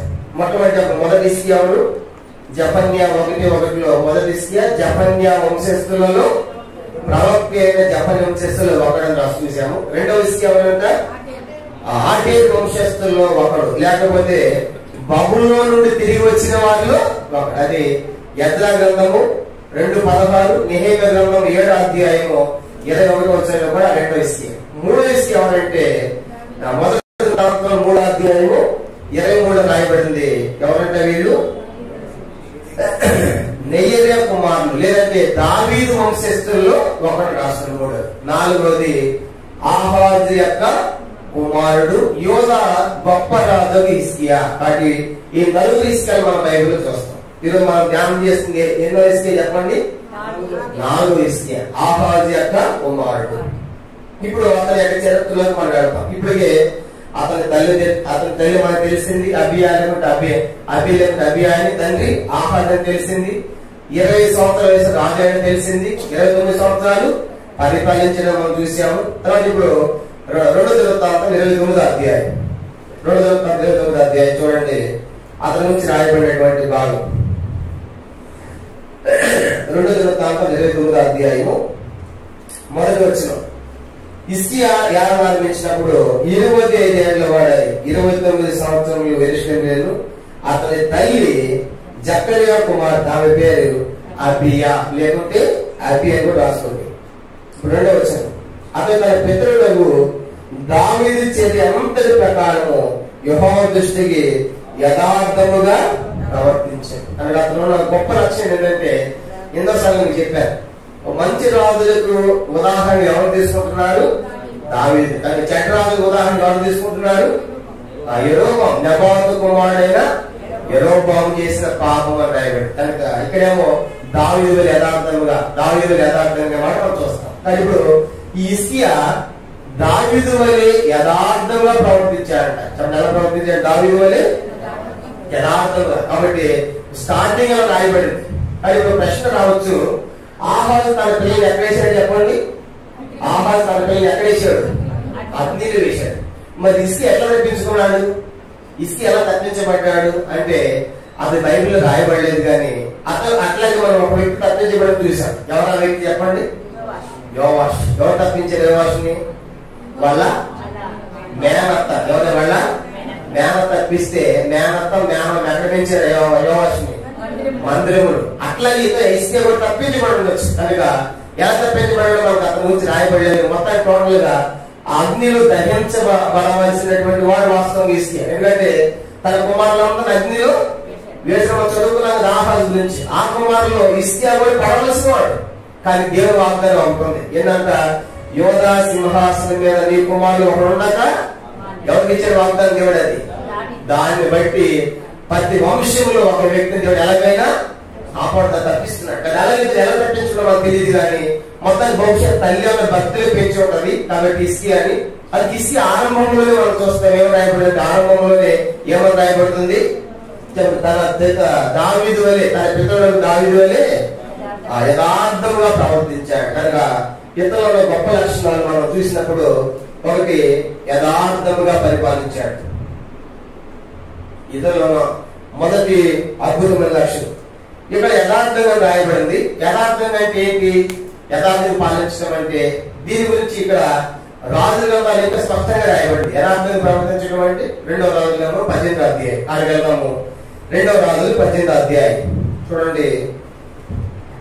యథార్థంగా పాలించడం అంటే 2వ రాజులు 18వ అధ్యాయం చూడండి. మొదటి మనం చదువుకుంటాం. 2వ రాజులు 18వ అధ్యాయం మొదటి నుంచి. 2వ రాజులు 18వ అధ్యాయం. ఇశ్రాయేలు రాజును యారా కుమారుడైన హోషేయ ఏలుబడిలో 3వ సంవత్సరం నందు యోధా రాజును ఆహాజు కుమారుడైన హిజ్కియా యాలను ఆరంభించాను. అక్కడ ఇశ్రాయేలు రాజు ఎవరప్పుడు చెప్పండి. ఇక్కడ హిజ్కియా రాజు ఇశ్రాయేలు రాజు ఎవరంట చెప్పండి. ఎవరంట? హోషేయ. చెప్పండి ఎవరంట? ఇక్కడ హిజ్కియా పరిపాలిస్తున్నప్పుడు ఇక్కడ ఇశ్రాయేలు రాజు హోషేయ. అక్కడ పరిపాలన ఇక్కడేమో హిజ్కియా పరిపాలిస్తున్నాడు. ఎందుకంటే మాకు అది మీకు అది గుర్తుంది. కానీ మాకు ఇశ్రాయేలు రాజులకు వెళ్ళలేదు కాబట్టి ఏ రాజధానికి ఎవరో మీకు తెలియదు. కాబట్టి ఇప్పుడు అది కూడా గుర్తు పెట్టుకోవడానికి చెప్తాను. ఇక్కడ హిజ్కియా ఉన్నప్పుడు అక్కడ రాజు ఎవరు? హోషేయ. 2వ వచనం. అతను యాలను ఆరంభించినప్పుడు 25 ఏళ్ల వాడాయి. యెరూషలేమును 29 సంవత్సరములు ఏలెను. అతని తల్లి జకర్యా కుమార్తె, ఆమెకు అబి అని పేరు. నాకు చెప్పారు అబి అన్న రెండు కూడా ఒకటే గుర్తు పెట్టారు. కాబట్టి అబి అన్న రెండు ఒకటి. ఇంతవరకు మనం చూసాం. ఇప్పుడు అక్కడేమో దినోత్తాంత గ్రంథాలు ఏమో రాయబడిందంటే తన పితరులు దావీదు యథార్థముగా ప్రవర్తించాడు రాయబడింది. ఇక్కడ రాయబడిందంటే 3వ వచనం. తన పితరుడైన దావీదు చేసినట్లు అతని యెహోవా దృష్టికి పూర్ణముగా నీతిని అనుసరించాను. చూసారా? కాబట్టి ఇక్కడ రాయబడిందంటే అక్కడేమో యథార్థత అయితే ఎక్కడేమో పూర్ణముగా నీతిని అనుసరించాలని రాయబడింది. కాబట్టి ఇక్కడ హిజ్కియా యథార్థవంతుడు, పూర్ణముగా నీ తండ్రిగా. పూర్ణం అంటే చెప్పాలంటే ఒక మాట చెప్పాలంటే ఒక ఇలా రౌండ్ అన్నమాట. పూర్తిగా అంటే మనస్ఫూర్తిగా. ఇప్పుడు హిజ్కియా పూర్ణముగా అంటే హిజ్కియా హృదయం అంతా ఎవరున్నాడు చెప్పండి? దేవుడు. మన హృదయం కూడా పూర్ణ హృదయం చేస్తామంటే భవిష్యత్తు చేస్తారు. ఎందుకంటే మనం పూర్ణ హృదయంతో ఉండదు. కొంచెం దేవుడికి ఇస్తాము, కొంచెం సీరియల్స్ ఉంటుంది, కొన్ని ఇంకా సాధన సంబంధించి మన లోపల ఉంటాయి అన్నమాట. కాబట్టి హిజ్కియా అలాంటి వాడు కాదు, మనలాంటి వాడు కాదు. హిజ్కియా పూర్ణము. అందుకే నిండు మనస్సుతో, మంచి మనస్సుతో యెహోవా కార్యం గురించి రాయబడింది. నిండు మనస్సు, పూర్ణ మనస్సు, మంచి మనసు అని రాయబడింది. అందుకే వాళ్ళిద్దరే కనాన్ దేశం వెళ్ళారు. ఎందుకంటే నిండు మనస్సుతో, మంచి మనసుతో, పూర్ణ మనసు సేవించారు. అది పట్టణ బొమ్మలను కూడా మార్చుతో 12వ అధ్యాయం ఏమంటాడు? ఇశ్రాయేలీయును నీ దేవుడైన ప్రభు అద్వితీయ ప్రభు అతను పూర్ణ హృదయంతోను, పూర్ణ బలముతోను, పూర్ణ ఆత్మతోను, పూర్ణ వివేకంతో, పూర్ణ శక్తితోను ప్రేమింపవలెను. పూర్ణం అంటే నిండుగా. చాలాసార్లు మనం అట్లా నిండుగా దేవుని ప్రేమించాలి. కనుక మన లోపల కొన్ని లోటుపాట్లు ఉంటాయి. కానీ ఈసీఎం జాయిన్ మాట అతడు ఎట్లా ప్రకటించంట? పూర్ణముగా. కనుక అసలు ఇంకో అద్భుతమైన విషయం ఏంటంటే అసలు తండ్రి ఎంత దుర్మార్గుడు చెప్పండి. తండ్రి ఎంత భయంకరుడు. మందిరాన్ని పాడు చేసి యోధా దేశాన్ని దిగంబరిగా చేశాడు కదా, మొత్తం పాడు చేసి. అలాంటి పాడైపోయినటువంటి ఆ తండ్రి పుట్టి కనుక గొప్ప కార్యాలు చేపడతారంటే అసలు హిజ్కియాకి ఎలా యోగనిపించుంటారు? హిజ్కియాకి ఇలాగా అద్భుతమైనటువంటి ఆ దేవుని నమ్ముకోవడం లేకుంటే యథార్థంగా పరిపాలించడం ఎలా వచ్చి ఉంటుందంటే బహుశా మనకుంటే మనకు అర్థమవుతుంది. ఆ ప్రతి పిల్లవాడికి కూడా ఎక్కువ ప్రభావం ఎవరికి వస్తుంది? తండ్రి తల్లి. కాబట్టి కనుక పోషణ పెంచి ఉగ్గుపాలతోనే నాయన నువ్వు ఐగుప్తీయుడు కాదు ఇశ్రాయేలువి కనుక అప్పుడే పెంచింది, అన్నప్పుడు పెంచింది. నువ్వు నా దగ్గర ఉండేది కాదు. ఎక్కడ ఉండాలి? నువ్వు యెహోవా మందిరంలో ఉండాలి. అమ్రాను ఎంత మంది పెంచాడు? మోషే, మిరియాము, తర్వాత అహరోను. వీళ్ళంతా ఎవరు? ప్రవక్తలు అయ్యారు. చూసారా? కనుక తల్లి యొక్క ప్రభావం ఎంత గొప్పదంటే పిల్లల మీద తల్లి ప్రభావం చాలా ఉంటుంది. కానీ బహుశా అనుకుంటాను ఇస్కియా తల్లి ఇస్కియా తల్లి అలా పెంచింది. అతను తల్లి పేరు రాయబడలేదు, కానీ ఆ తల్లి యొక్క ప్రభావాన్ని బట్టి బహుశా ప్రభావితమై ఉండొచ్చని మనం ఊహించుకోవచ్చు ఇస్కియా గురించి.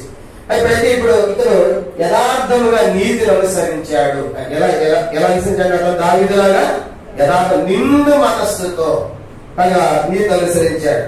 తర్వాత 4వ వచనం, 2వ రాజులు 18వ అధ్యాయం 4వ వచనం, ఉన్నత స్థలములను కొట్టివేసి విగ్రహములను పగలగొట్టి దేవతా స్తంభములను పడగొట్టి మోషే చేసిన ఇత్తడి సర్పములు చిన్నాభిన్నములుగా చేశాడు. ఇప్పుడు పూర్ణంగా నీతి అనుసరించడం అంటే ఏంటంటే, నేను రాజయ్యాను, రాజైన దేశంలో ఏముండకూడదు, ఉన్నత స్థలములో ఏ విగ్రహాలు కూడా ఉండవు. ఎందుకంటే ఆహాజు రాజు దేశం అంటే ఏమిటంటే ప్రతి పక్కన చెట్టు కింద ప్రతి కొండ మీద ఏమిటాడు ఆహాజు విగ్రహాలు పెట్టాడు. మంత్రాన్ని మూసేయించాడు కదా, మూసేసి పెట్టేసాడు. ఇప్పుడు దేశం అంటే విగ్రహాలే, పక్కన చెట్టు కింద కొండల మీద గుట్టల మీద.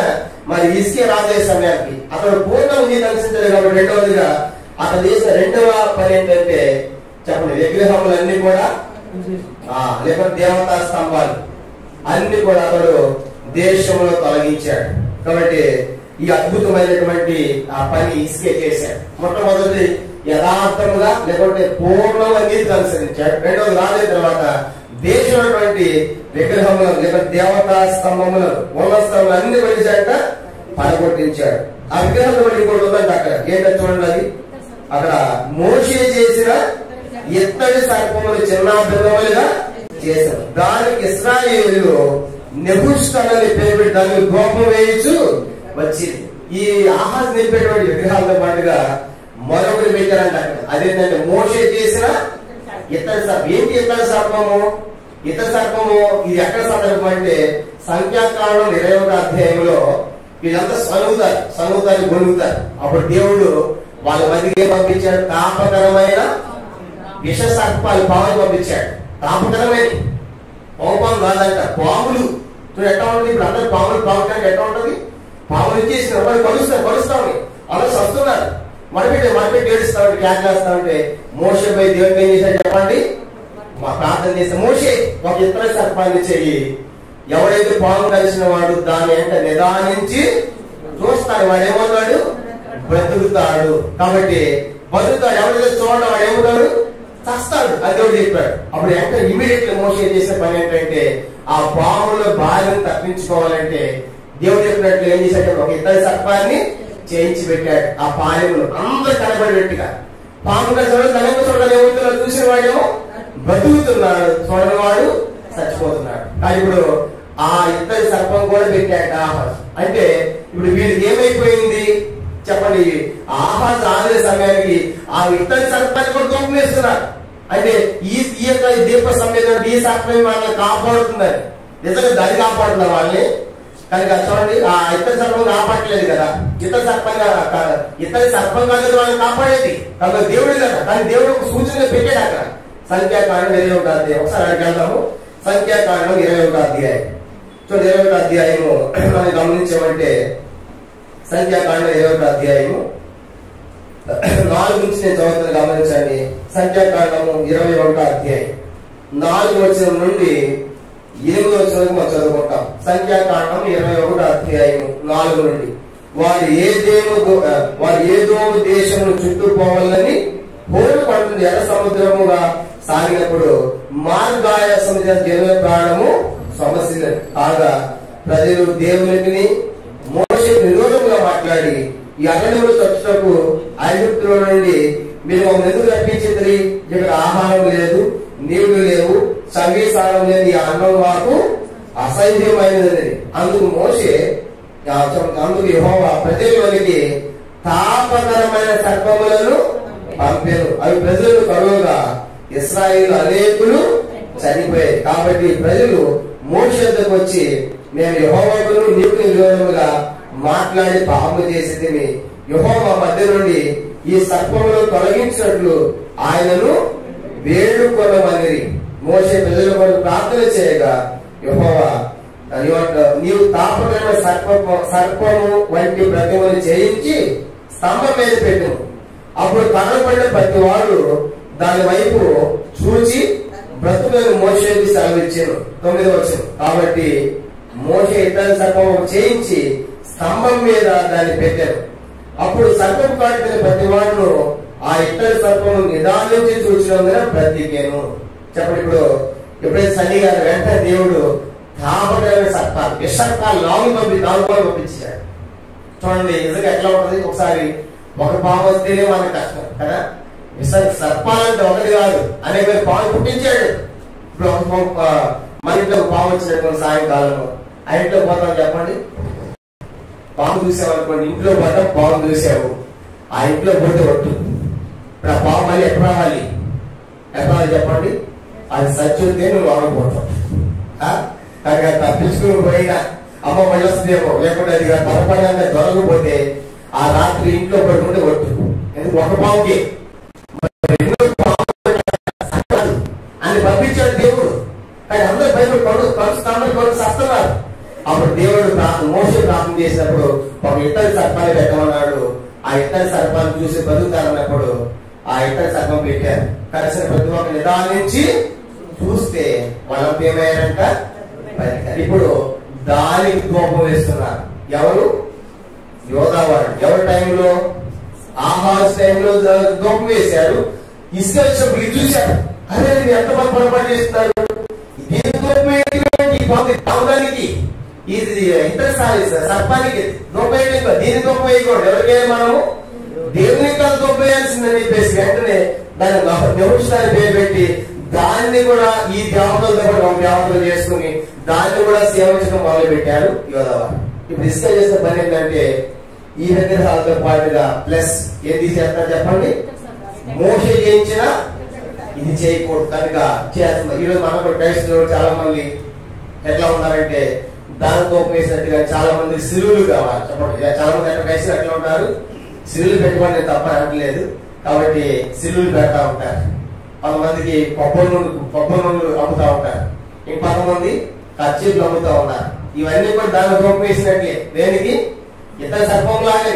కాబట్టి ఒక స్థలం సేవ చేసినప్పుడు మందిరం మానేసింది. వేరే అక్క ఉంది అన్న పలానాక మందిరం మానేసింది, నీ మీద అడిగింది అన్నారు. అమ్మ నేనేమన్నా ఏమనలేదా అన్నా. కొబ్బరి నూనె తీసుకుని ఆ తల మీద చేయబెట్టి ప్రార్థన చేయలేదని అందుకే అలిగి మందిరం మానేసింది అంటారు. ఇదే తప్ప అని చెప్పేసి వెళ్ళాను. అందరూ వస్తారు గుంపుగా. అందరిలో బహుశా చూడలేకపోయి పట్టించుకోలేకపోయారంటే ఆ రోజు వచ్చాను అన్న నేను, నువ్వు ఆ కొబ్బరి నూనె రాయలేదు, తల మీద చేయబెట్టి ప్రార్థన చేయలేదు, అందుకు అలిగిందంట. ఇప్పుడు కొబ్బరి నూనె ఏమన్నా ఉందా, కర్చీఫ్లు ఏమన్నా ఉందా, శివులు ఏమన్నా ఉందా? వరే లేదు. నీ విశ్వాసాన్ని కూడా దేవుడు చేస్తాడా? ఏదో నూనె రాయమన్నాడు, నూనె రాయమన్నాడని చెప్పేస్తారు దేవుడు చెప్పాడు ప్రార్థన. చాలా మంది అసలు నూనె బాటిల్ కూడా చేస్తున్నారు. నాకు ఎవరైతే నూనె ఇది మంత్రం లాగా చాలా మంది అక్కడ అయిపోయింది క్రైస్తవులకు కూడా. ఎంత విచారం, ఎంత సిగ్గు చేసి చూడండి. కాబట్టి నూనె రాసుకోవద్దని నేను చెప్పట్లేదు, సిలువలు వేసుకోవద్దని నేను చెప్పట్లేదు. కానీ మనకు నూనె ముఖ్యమా, సిలువలు ముఖ్యమా, ప్రభు ముఖ్యమా చెప్పండి. నీలో విశ్వాసాలు పెట్టి చేసేది. కానీ వీళ్ళు కూడా ఆ యొక్క ఇతర సర్పం కోపం వేసినట్టు క్రైస్తవ సమాజం ఎట్లయిపోయిందంటే అక్కడ రోజు నూనె ఇస్తాను మంత్రించి అది చల్లుకుంటే దయ్యం రాదంట, మంచి నిద్ర పట్టిద్దంట. కాబట్టి లేకుంటే ఆ సిలువ వేసుకుంటే సిలువు బొట్లు అంటే మన సిలువు బొట్లు. కాబట్టి పెట్టుకోవాలి. ఏంటంటే చూస్తున్న క్రైస్తవ సమాజం కూడా మొత్తం తప్పుడు బోధలు, బిలాం బోధలు, ఎజిబల్ బోధలు బయలుదేరినాయి. కాబట్టి జాగ్రత్త ఉండాలి మనం. కాబట్టి సత్యం మనం తెలుసుకోవాలి. మనం కూడా ఇప్పుడు ఆ సిలువులకి, ఆ కొబ్బరి నూనెకి, ఆ కర్చీఫ్లకి వెళ్ళేది కాదు. కానీ ఇప్పుడు ఇశ్రాయేలు కూడా అదే, యూదులు అదే చేస్తున్నారు. కానీ ఆ రోజు మోషే చెప్పింది అది తీసుకొచ్చేసి ఇటువంటి జ్ఞాపకం పెట్టి అమ్మ ఈ యొక్క దీపస్తంభమైనటువంటి సర్పం మనల్ని ఏం చేస్తుంది, కాపాడుతాం, దాని ఉపయోగిస్తున్నారు. బిస్కెలు చూసిన తర్వాత ఎంత పిచ్చి పొరపాటు చేస్తున్నారు.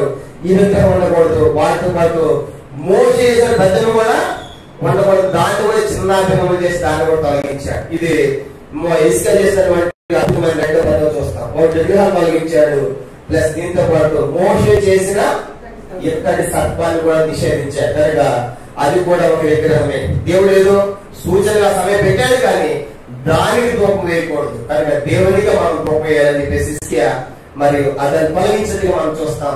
ఇది ఇస్లాం 2వ లక్ష్యం. చూడండి, 2వ రాజులు 18వ అధ్యాయం. 2వ రాజులు మళ్ళీ రాజు ఇస్కా దగ్గర నుంచి సంఖ్యాకాండానికి వెళ్ళాం. అక్కడ సందర్భం అన్నమాట. ఇప్పుడు అప్పుడు నుంచి అది కట్టి నోట వచ్చింది ఆ ఇతర సర్పాన్ని కానీ అనేక మంది. కానీ ఇప్పుడు ఆహార టైంలో భయంకరంగా దాన్ని దూపం వేయటం, దాన్ని పూజ చేయడం మొదలు పెట్టేట్టు మనం చూస్తాం. 4వ వచనం 2వ రాజులు 18:4. అక్కడ ఉన్న స్థలములను కొట్టివేసి విగ్రహములను పగలగొట్టి దేవతా స్తంభములను పడగొట్టి మోషే చేసిన ఇత్తడి సర్పములు చిన్న భిన్నములుగా చేసిన దానికి ఇశ్రాయేలు నెహుష్టు అనే పేరు ధూపం వేయచ్చు వచ్చి ఉంది. కాబట్టి దాన్ని కూడా సేవిస్తున్నారు. కాబట్టి ఇసుక రాజైన తర్వాత యథార్థంగా పరిపాలిస్తూ నీతిగా పూర్ణ నీతిని అనుసరిస్తూ విగ్రహాలు తొలగించి దాంతో పాటు ఇతర సర్పాన్ని కూడా తొలగించి నిషేధించాడు. దాన్ని సేవకానికి వీళ్ళు తొలగించాడు. ఆ తర్వాత చూడండి 5వ వచనం. అతడు ఇశ్రాయేలు దేవుడైన యెహోవా యందు విశ్వాసం ఉంచిన వాడు. చెప్పండి. కనుక ఇంకా 3 లక్షల వతలు ఉన్నాడు. 3 లక్షలు ఏంటంటే చెప్పండి, దేవుడు ఏం చేశాడంట? విశ్వాసం ఉంచాడు. కాబట్టి తండ్రి ఎంత దుర్మార్గుడే గాని, అంత దుర్మార్గుడైన తండ్రి పుట్టాడు కానీ ఇశ్రాయేలు దేవుని యెహోవా యందు విశ్వాసం ఉంచాడు. ఎంత విశ్వాసం అంటే హిజ్కియాకి అతని వంటి వాడు అతని ముందు గాని అతని వెనకని ఒక్కడూ లేడంట. చూడండి అక్కడ తర్వాత నాకు అతడు ఇశ్రాయేలు దేవుడైన యెహోవా యందు విశ్వాసం ఉంచిన వాడు. అతని తరువాత వచ్చిన యూదా రాజుల్లోను అతని పూర్వీకులైన రాజుల్లోను అతనితో సమమైన వాడు ఒకడు లేడు. చూసారా, హిజ్కియాతో మనము అతని తర్వాత వచ్చిన యూదా రాజుల్లో కానీ అతనికి ముందున్న రాజుల్లో కానీ హిజ్కియాతో సమానమైన వాడు ఒకడును అంటే చూసి ఎంత గొప్పగా అతని సాక్ష్యం మనం చూస్తాం. అంటే హిజ్కియా ఎంత జరిగింది విశ్వాసం ఉంటాడంటే హిజ్కియా లాంటి వాళ్ళే. హిజ్కియా తర్వాత వచ్చే రాజులు ఇంకా ఉన్నారు. ఇంకా బహుశా 5 రాజులు అయితే ఈ రాజ్యం పతనం అయిపోయేది అనమాట. ఈత వచ్చిన వాళ్ళు కానీ ఎంతకుముందు చూసిన ఈ 11 మంది రాజుల్లో కానీ తర్వాత ఆ సమయక రాజుల్లో కానీ హిజ్కియాకు మనం ఎవరు కూడా పోల్చలేమంట. అందులో అతనితో సమమైన వాడు ఒక్కడును యోధా ఈ 19 మంది రాజులు అలాంటి వాళ్ళే. అంత గొప్ప విశ్వాసాన్ని కనబరిచారు. కాబట్టి ఏదో చెప్పారు. కానీ ఇంత విశ్వాసాన్ని పెంచడానికి కారణం ఏంటంటే బహుశా హిజ్కియా తల్లి అయి ఉండొచ్చు అని మనం చూస్తాం. ఎందుకంటే తల్లి గర్భంలో ఉన్నప్పుడే నీవే కదా నాకు నమ్మేక పుట్టించింది అంటాడు దేవుడు దావీదు. కానీ ఇప్పుడు అతడు 3 లక్షలు దేవుని విశ్వాసం ఉంచిన వాడు. కానీ అది మాత్రమే కాదు, ఇంకా మనం చూసామంటే అతను 6వ వచనం అతడు యెహోవాతో హత్తుకొని 4వ సంగతి అతని గురించి రాయబడింది ఏంటంటే అతడు దేవుడు ఎట్లా ఉన్నాడు చెప్పండి, హత్తుకొని జీవించాడు. ఈ హత్తుకొని అన్నమాట ఇద్దరు భార్య భర్తలకు సంబంధించి. కానీ ఎంత హత్తుకొని ఉన్నారు. అలాగే ఇప్పుడు హిజ్కియా దేవునితో హత్తుకున్నాడు. హత్తుకోవడం అంటే ఎంత దగ్గర రిలేషన్ ఊహించండి. కనుక హిజ్కియా ఎంత విశ్వాసం అంటే దేవునితో హత్తుకొని జీవించాడు. దేవుడు హత్తుకొని జీవించాడు. అందుకే అతని వంటి వాడు మనవుడు లేదు. కనుక అతను ముందు గాని వెనక అతనితో సమానమైన రాజుల్లో అతనికి సమమైన వాడు ఒక్కడు లేడు. కానీ అతడు దేవుని హత్తుకొని జీవించడం మనం చూస్తాం. కాబట్టి అంటే అందుకే మనం ఆది కాలంలో ఒక మాట రాయబడింది హానోకు గురించి. అతడు దేవునితో నడిచిన రాయబడి. కనుక దేవునితో నడవడం అంటే ఎంత కష్టము. దేవుడు అందరితో నడుస్తాడు. దేవుడు మీతో నాకు అందరితో నడుస్తాడు. కానీ మనం దేవుడితో నడవాలంటే మనకి ఎంత కష్టం. దేవుడితో నడవాలంటే చూడండి, ఉదాహరణకి మీటింగ్ రావాలనుకోండి, అది ఎన్నిసార్లు లేట్ అవుతుంది. పిల్లల గురించి, భార్య గురించి, భర్త గురించి, డ్యూటీ గురించి కొన్నిసార్లు లేట్ అయిపోయి మనం సమయానికి రాలేదు. అంటే మనం దేవునితో నడిచేది ఎంతో కష్టం కనుక అలాంటిది హానోకు దేవునితో నడిచాడు. ఇప్పుడు హిజ్కియా కూడా రాయబడి మాట్లాడంటే దేవునితో హత్తుకొని జీవించాడు. అంటే దేవునికి ఎంత దగ్గర ఉన్నాడో చూడండి, ఎంత విశ్వాసం ఉన్నాడో చూడండి, ఎంత యథార్థంగా ఉన్నాడో చూడండి, ఎంత నీతిగా ఉన్నాడో చూడండి, ఎలా దేశం విగ్రహాలు తొలగించాడో చూడండి. కానీ అందుకే హిజ్కియా పరిపాలనతో అద్భుతమైనగా మనం చూస్తాం. కానీ దేవునితో హత్తుకోవడమే కాదంటే ఇంకా రాయబడింది ఆయన వెంబడించుటలో వెనుక తీయక. చూసారా, దేవుని వెంబడించే విషయంలో ఏం చేయాలంట, వెనుకంచె వేయలేదు, వెంబడించడం. కాబట్టి చాలాసార్లు మనం దేవుడిని వెంబడిస్తూ ఉంటాం కానీ ఆయన పూర్తిగా వెంబడించలేదు. యేసు అన్నాడు శిష్యులతో, నా వెంబడి రండి, నేను మనుషుల పాటు జాలరులుగా చేస్తాను. మనం దేవుడిని వెంబడించడం ఎంతో సులువు. ఎందుకంటే ఆయన ముందు పోతా ఉంటే ఆయన అడుగుజాలు నడిచేది కష్టమే ఉన్నా, ముందు పోయేవాడు కూర్చుంటే రాళ్ళు రప్పలు పాములు వాడిని కలుస్తాయి. వెనకెళ్ళే వాడికి ఏముంటుంది, వాడు అడుగులు అడిగేసి వెళ్ళిపోయాడు కదా. కానీ నా వెంబడున్నాడు ఆయన నడవటం ఎంతో సులువే, కానీ మనం దేవుని వెంబడించలేకపోతున్నాం. కాబట్టి ఇస్తే మాత్రం ఎలాంటి వాడు అంటే దేవుని వెంబడించట్లో వెనక తీయని వాడు. అట్లా యేసు వారిని కూడా చాలా మంది వెంబడించి వెనక తీశారు. అసలు మొట్టమొదటి యేసు వారి శిష్యులు ఎంతమంది చెప్పండి? మొట్టమొదటి యేసు శిష్యులు ఎంతమంది? 70 మంది శిష్యులు అంట. యేసు వారు మాట్లాడుతూ ఉంటే ఈ మాటలు చాలా కఠినంగా ఉన్నాయని చెప్పేసి అప్పటి నుంచి అనేకులు ఆయన నుండి వెనక తీసి యోహాను సువార్త 6వ అధ్యాయం చూడండి, వెనక్కి వెళ్ళిపోయారు. ఆయన మాటలు కష్టం అనుకుంది. యోహాను సువార్త 6వ అధ్యాయం, యోహాను సువార్త 6వ అధ్యాయం 66వ వచనం. యోహాను సువార్త 6వ అధ్యాయము 66వ వచనం చదువుతాం. 66. అప్పటి నుండి ఆయన శిష్యులు అనేకులు వెనక తీసి మరి ఎన్నడూ చూసారా 70 మంది శిష్యులు అంతమంది ఉంటే ఆయన మాటలు మాట్లాడుతూ ఉంటే కష్టం అనుకుని ఇది కఠినమైన మాట అని చెప్పేసి ఆయన అప్పటి నుంచి అనేకులు వెనక్కి వెళ్ళిపోయారు, వెనక్కి తీసి వెళ్ళిపోయారు. ఆవిడ మిగతా వాళ్ళు అంటాడు మీరు కూడా వెళ్ళిపోవాలన్నారని అడుగుతాడు యేసు. మీరు కూడా వెళ్ళాలనుకుంటారంటే వాళ్ళు ఏమంటారు? నిజీవ నిన్ను విడిచి ఎక్కడికి వెళుతూ అంటారు. కాబట్టి ఎంతో మంది వెనక్కి తీశారు దేవుని వెంబడించే విషయంలో. లాస్ట్ సొలొమోను కూడా వెనక్కి తీశారు. సొలొమోను కూడా వెనక్కి తగ్గి దేవుని వెంబడించే విషయంలో. చివరి సమయం ఏం చేసేప్పుడు సొలొమోను ఎవరు మాట దేవుడు మాట్లాడాడు, భార్య మాట్లాడాడు. చూసి ఆయన వెనక్కి వెళ్ళిపోయాడు. కనుక దేవుని వెంబడించే విషయంలో అతను దేవుడు హత్తుకోలేకపోయాడు సొలొమోను. కనుక ఆ భార్యల మాట విని వెనకంజి వేసి భార్యల మాట విని అందరికి ఆ దేవతల గుళ్ళు కూడా కట్టించాడు సొలొమోను. ఎంత భయంకరంగా అతని యొక్క మరి ఆ ముగింపు ఉంటుందో మనం చూసాం. కానీ ఇసుక అలాంటి వాడు కాదు. దేవుడిని వెంబడించే విషయంలో ఏ మాత్రం కూడా వెనకంజే వేయలే. కనుక కొంతమంది అలా ఉంటారు. దేవుని కార్యక్రమంలో దేవుని సేవలో పాల్గొనే కొంతమంది అలాంటి జాబుతో ఉంటారు. ఇప్పుడైనా సరే మేము రెడీగా ఉంటాం అని కూడా ఉంటారు. మేము స్థలంలో సేవ చేసాము. అక్కడ వంట డ్యూటీ ఒక ఆంటీ చేసేటప్పుడు చాలా పెద్ద ఆవిడ ఎవరు రాకపోయినా సరే 15 నిమిషాల ముందు ఫోన్ చేయాలని వచ్చేస్తాను. రెగ్యులర్ డ్యూటీ చేస్తాం చార్ట్. అక్కడ వాళ్ళు ఆ చార్ట్ ప్రకారం డ్యూటీ ప్రకారం వంట చేయాలి. ఆదివారం సాంబారు రైస్ చేసేవాళ్ళు. అయితే ఎవరైనా మిస్ అయ్యారనుకున్న మధ్యలో వెంటనే ఫోన్ చేసి ఈరోజు ఎవరు లేరంటే 15 నిమిషాలు చేసేది. అంటే ఏ మాత్రం వెనక్కి తగ్గేది ఇది నా డ్యూటీ కాదు కదా, నేను వాళ్ళు చేసే కదా అనేది. అంటే తనకి ఎంత ఆశ అంటే నేను దేవుని యొక్క మందిరంలో సేవ చేయాలి. ఎంతో దృష్టం. చాలా సార్లు మనం ఎట్లా ఉంటామంటే మనకి వేసి దుమాలు కొడతా ఉంటాం మన డ్యూటీకి కదా. మన డ్యూటీలు వేస్తే జ్వరం అనో, కాళ్ళు ఎప్పని, కళ్ళు ఎప్పని, డ్యూటీ అనో ఏదో మనకి ప్రభుత్వం చేసే వాళ్ళు ఉంటారు, కొంతమంది తప్పించుకునే వాళ్ళు ఉంటారు జాగ్రత్త. కాబట్టి ఇప్పుడు నేను చెప్పే సంగతి ఏంటంటే హిజ్కియా దేవుని వెంబడించే విషయంలో వెనకేసిన వాడు కాదు. కనుక చూసారంటే అతని యొక్క తీర్మానాలు ఇదంతా తన యొక్క వ్యక్తిగతమైన జీవితం మనం చూస్తాం. కనుక మొట్టమొదటి యథార్థ నీతిగా ఉన్నాడు, తన విగ్రహం తొలగించాడు. మోషే చేసినది కూడా అది కూడా మీరు సేవితానికి వీల్లేదు, అది తొలగించాడు. దేవుని యందు విశ్వాసం ఉంచాడు. తర్వాత హత్తుకొని జీవించాడు. తర్వాత అంత మాత్రమే కాకుండా ఇంకో మాట రాయబడి 2వ రాజులు 18వ అధ్యాయం. 2వ రాజులు 18వ అధ్యాయము చూడండి. 18వ అధ్యాయము 6వ వచనం. ఆయన వెంబడించి వెనక ఆయన మోషేకు ఆజ్ఞాపించిన ఆజ్ఞలన్నిటినీ గైకొనుచుండెను. చెప్పండి ఇప్పుడు ఏం కనుక గైకొంటాడంటే ఆయన ఆజ్ఞలు పాటిస్తూ ఉన్నాడు. కనుక నిజంగా హిజ్కియా జీవితంలో ఎన్ని మంచి లక్షణాలు మనకు అర్థమవుతుంది అంటే తన ప్రారంభం నుంచి మనం చూస్తా ఉంటే ప్రతిదీ కూడా మనం నేర్చుకునే విధంగా ఉంది కాదు. కనుక హిజ్కియా జీవితంలో కనుక యథార్థంగా ఉండాలి, నీతిగా ఉండాలి, విగ్రహాలు తొలగించుకోవాలి. కనుక కూర్చొని చాలా మంది అనుకోవచ్చు మా లోపల ఏ విగ్రహాలు లేవు.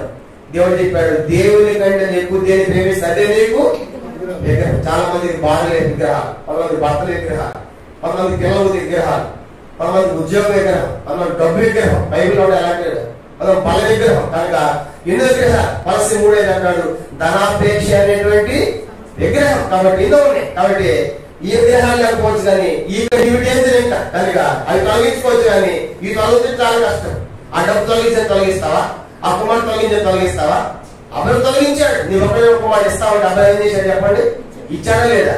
మన ఇప్పుడు ప్లీజ్ ఇంకో ఆప్షన్ చెప్పేవన్నా, సెకండ్ ఆప్షన్ ఏమన్నా ఉందనేవాడు. కనుక నీ కుమారుడు నడిపించంటే మనమైతే సెకండ్ ఆప్షన్ చెప్పావా, సెకండ్ ఒపీనియన్ చెప్పాను. సెకండ్ తాను 3 ఒకటి ఇస్తావా ఇవా? నువ్వు ప్రేమించేది కావాలంటే ఇస్తావా? అబ్రహాం నీకు అబ్రహాం నీవు ప్రేమించు కుమారుడు ఇచ్చేసాడు అబ్రహాం. చూసారా, అంటే అబ్రహాముకు ఇస్సాకు విగ్రహము కాదు కనుక ఈరోజు మనం దేవుడికి అర్పించడం కాదు. మీ కుమారుడు సేవకి ఇవ్వండి ఎంత కష్టం. అమ్మో సేవక వద్దు, మా అబ్బాయి బీటెక్ ఆర్టెక్ లోటెక్ బైటెక్ ల్యాండ్ ఎన్ని చూడాలి, ఎన్నోనే మనం ఎన్ని కోరికలు పడుతుంది పిల్లల ముందు, పుట్టగా ఆలోచిస్తాం ముందు. దేవుని సేవకు ఇద్దామనే వాడు చాలా మంది ఈ మధ్య కొంతమంది సేవకుల్లో కూడా సేవకులు అంటున్నారు మా పిల్లలు చదవాలని జాబ్ చేయాలని. ఎంత విచారం అంటే కోత విస్తారం పనివారు పరిస్థితి ఏమన్నా కానీ నా పిల్లలు దేవుని సేవించాలి, దేవుని సేవ చేయాలి అనేవి ఎంతమంది ఉన్నారు. కాబట్టి నువ్వు దేవుని సేవకి ఇవ్వకపోతే నీ పిల్లల్ని ఇక వాళ్ళకి ఎప్పుడు అర్పిస్తావు, వాళ్ళని అప్పుడు వాళ్ళకి అర్పిస్తావు నువ్వు దేవునికి.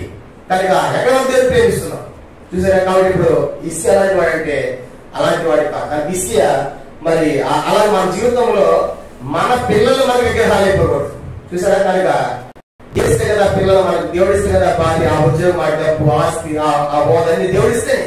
కనుక ఒకరికి ఏది కలిగిన ఆ స్థితి దేవుని ఆశీర్వాదం ద్వారా కలిగింది అనుకోవాలి. ప్రసంగం 5 అంటాడు ఆ స్థితి దేవుని ఆశీర్వాదం ద్వారా కలిగింది. నరులు కష్టం చేసిన ఆశీర్వాదము నువ్వు కష్టపడి సంపాదిస్తే దేవుడు ఆ కొద్దిగా కాదు దేవుడిని ఆస్వాదించాడు, అది అన్ని ఆశీర్వాదంగా కలిగింది. కాబట్టి మన జీవితంలో కూడా ఆ విగ్రహాలను ఉంటాం కానీ చాలా విగ్రహాలు ఉన్నాయి జీవితాలు. అందుకే మత్తయి సువార్త 10లో ప్రభు చెప్పాడు, నాకంటే తండ్రినైనను తల్లిదైనను అన్నలు ప్రేమించే నాకు పాత్రుడు. కాబట్టి మొట్టమొదటి మనం దేవుని ప్రేమించాలి. అవన్నీ కూడా తొలగించుకోవటంగా దేవుని కంటే నువ్వు ఎక్కువ ఏది ప్రేమించే సరే అదేమవుతుంది చెప్పండి, విగ్రహమే. అలా చూసామంటే ఈ విగ్రహాలు కంటే మన లోపల ఎన్నో విగ్రహాలు. అంటే తనపై ఇసుకే జీవితంలో అవన్నీ తొలగించాడు. తన దేవుని యందు విశ్వాసం ఉంచాడు, దేవుని హత్తుకొని జీవించాడు, దేవుణ్ణి వెంబడించాడు, దేవుని యొక్క ఆజ్ఞలన్నీ కూడా పాటించాడు. ఇన్ని మంచి లక్షణాలు ఉంటే ఇక దేవుడు విడిచిపెట్టాడు. ఇసుకే అని ఆహారం చూసాం, అన్ని చెడ్డ లక్షణాలు, యథార్థంగా లేదు, బయలుదేరుతో పెట్టాడు, పచ్చని చెట్టు ఆ కొండల మీద విగ్రహాలు పెట్టాడు, కుమారుడు అగ్నిలో దాటించాడు. అందుచేత అతను శిక్షగా సిరియా రాజు చేతికి అప్పగించాడు. అన్ని చెడ్డ లక్షణాలు ఉంటే ఆయన శిక్ష కలిగింది. మరి ఇప్పుడు ఇది మంచి లక్షణాలు పెట్టి ఏం కలగాలి చెప్పండి, ఆశీర్వాదం కలగాలి, జయం కలగాలి. దేవుడు అతను తోడుగా ఇన్ని మంచి లక్షణాలు ఉన్నప్పుడు మరి దేవుడు విడిచిపెట్టాడు ఆ వ్యక్తిని. చూడండి ఏం జరిగిందంటే ఇప్పుడు 7వ వచనం 18వ అధ్యాయం 7వ వచనం. కావులంటే అర్థం ఏంటి, దాని పైన కంటిన్యూషన్. కావులంటే అర్థం ఏంటి, యథార్థంగా ఉన్నాడు, నీతిగా ఉన్నాడు, వినయ తొలగించాడు, విశ్వాసం ఉంచాడు, హత్తుకున్నాడు, వెంబడించిన శనగే చేయట్లేదు, ఆజ్ఞలను గైకొన్నాడు. కావున నేను అందుచేత యెహోవా అతనికి తోడుగా ఉండేను. చూసారా, దానికి ఎంత అద్భుతమైన మాట అంటే ఇవన్నీ చేసినందుకు ఇప్పుడు దేవుడు అతనికి తోడుగా ఉన్నాడు. చెప్పండి ఎవరంట, దేవుడు తోడుగా ఉంటే ఏ రాజు భయపడాల్సిన అవసరం కూడా లేదు. కాబట్టి దేవుడు తోడుగా ఉన్నాడు. అంత మాత్రమే కాదంట, తాను వెళ్ళిన చోట ఎల్లతడు జయం పొందిన, అపజయమే లేదు అని విషయాలే. కనుక ఎక్కడికి పోయినా కనుక సక్సెస్ఫుల్ లైఫ్. మనకేం అర్థం అవుతుందంటే, కావున తిమోతికి యెహోవా తోడుగా ఉండినట్టు ఇప్పుడు మనం ఏం చేయాలి చెప్పండి, మీ పేరు పెట్టుకోండి. ఏం చేయాలి, మీరు కూడా ఇసుకేలాగా యథార్థంగా నీతిగా ఉండాలి. దేవుని విగ్రహాలు తొలగి దేవుని ఏది కూడా ప్రేమించవద్దు, విశ్వాసంతో జీవించాలి, హత్తుకొని దేవుణ్ణి జీవించాలి, దేవుణ్ణి వెంబడించాలి, దేవుని యొక్క ఆజ్ఞలు పాటించాలి. ఇసుకే తను చేసేందుకే దేవుడు తోడుగా ఉంది.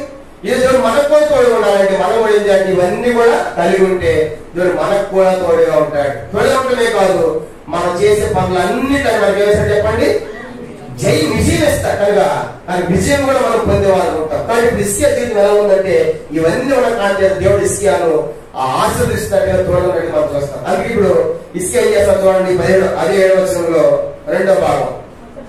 అసలు అశ్షూరు రాజులకు సేవ చేయకుండా అతని మీద తిరగబడేను. చూడండి, ఇప్పుడు ఆల్రెడీ యాహాజు అశ్షూరు రాజుకి ఏం చేశాడు చెప్పండి, సహాయం కోరాడు, వచ్చి లొంగిపోతే కానుకలన్నీ కూడా ఇచ్చేశాడు. ఇచ్చేయటమే కాదంట, ఆ పండుగ నిర్ణయం అయిపోయింది, నీకు లోపడిపోతాం అని చెప్పి లోపడ్డాడు. ఎవరు, ఆహాజు లోపడి పన్ను కట్టాలి. కానీ ఇప్పుడు ఏం చేస్తున్నాడు ఇస్కియా, నేను ఈ పన్ను కట్టం, ఎందుకంటే మా దేవుడు మాకు తోడుగా ఉన్నాడు, నేను పన్ను కట్టాలి అని తిరగబడతాడు ఇస్కియా, పన్ను కట్టలేదంట. తర్వాత మరియు గాజా పట్టణం వరకు దాని సరిహద్దుల వరకు కాపర్ల గుడిసెలు పాతాల పట్టణం అంతటా ఫిలిస్తీయులను ఓడించే. కనుక అశ్షూరాజు లెక్క చేయట్లేదండి ఇస్కియా. అశ్షూరాజు పన్ను కట్టకపోతే అప్పుడు దాకా పన్ను తీసుకునేవాడు, ఏమైనా పన్ను కట్టవద్దు అని చెప్పేసి దాడి చేయడు, చేస్తాడు. ఆయన పర్వాలేదు, దేవుడు మన తోడుగా ఉన్నాడు అని చెప్పేసి పన్ను కట్టేది ఆపేశాడు. చుట్టుపక్కల ఎక్కడ పోయి వాళ్ళందరినీ చేస్తాడు, జయిస్తున్నాడు. ఈ రూపం ఏం జరిగిందంటే ఈ 9వ వచనం నుంచి మీరు 12వ చదవండి. అక్కడ ఏం జరిగిందంటే ఈ ఇశ్రాయేలు అందరూ చూడండి, ఈ ఇశ్రాయేలు మీద ఈ అశ్షూరు రాజు ఏం చేస్తాడు, దాడి చేసి వీళ్ళని ఆ దేశాన్ని తీసుకుని పోతాడు. కనుక ఎవరైనా రాజు అశ్షూరు రాజు అయిన షల్మనేసర్ అనేటువంటి రాజు ఈ ఇశ్రాయేల్ దేశం మీద దాడి చేసి వారిని చక్కగా తీసుకుని పోతాడు. 9 నుంచి 12 వచనాలు. కనుక ఇశ్రాయేల్ రాజు 12 వచనం, అశ్షూరు రాజు ఇశ్రాయేల్ వాళ్ళని అశ్షూరు దేశంలోనికి తీసుకొని పోయి, అందరూ చూడండి ఇక్కడ వీళ్ళు ఉన్నారు కదా. ఇప్పుడు అశ్షూరు రాజు ఎవరి మీద దాడి చేస్తున్నారు, ఇశ్రాయేల్.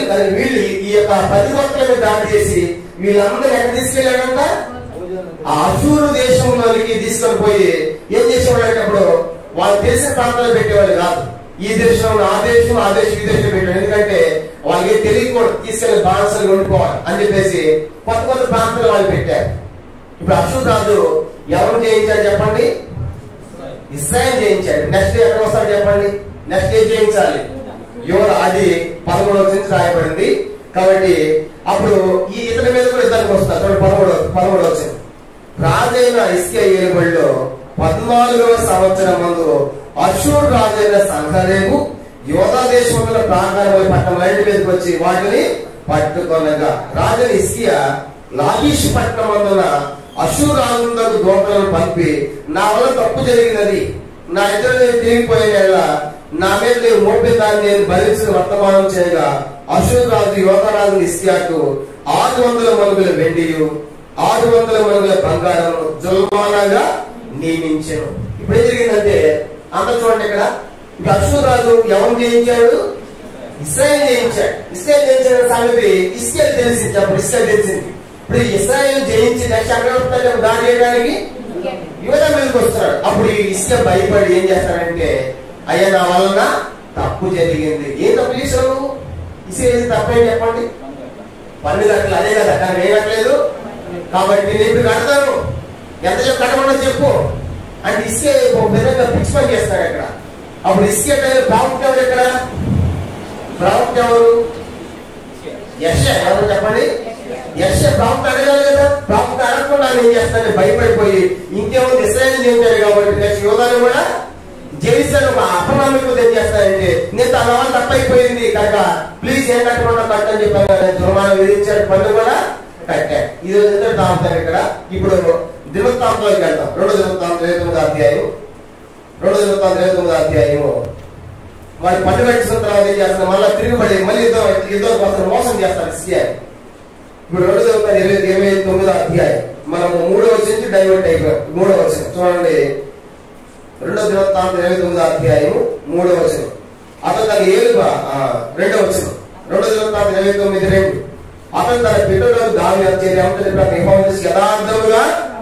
యథార్థ ప్రవర్తించడం అంటే చూడండి ఇవన్నీ చేశాడు. చెప్పండి, యథార్థం అంటే ఇవన్నీ నీతిగా తన దివ్యాలు తొలగించి విశ్వాసం హత్తుకోవడం, వెంబడించడం, ఆజ్ఞలు చేయకపోవడం, ఇవన్నీ చేశాడు. కనుక ఇది యథార్థంగా ప్రవర్తించాడు. తర్వాత చూడండి 3వ వచనం. 2:29:3.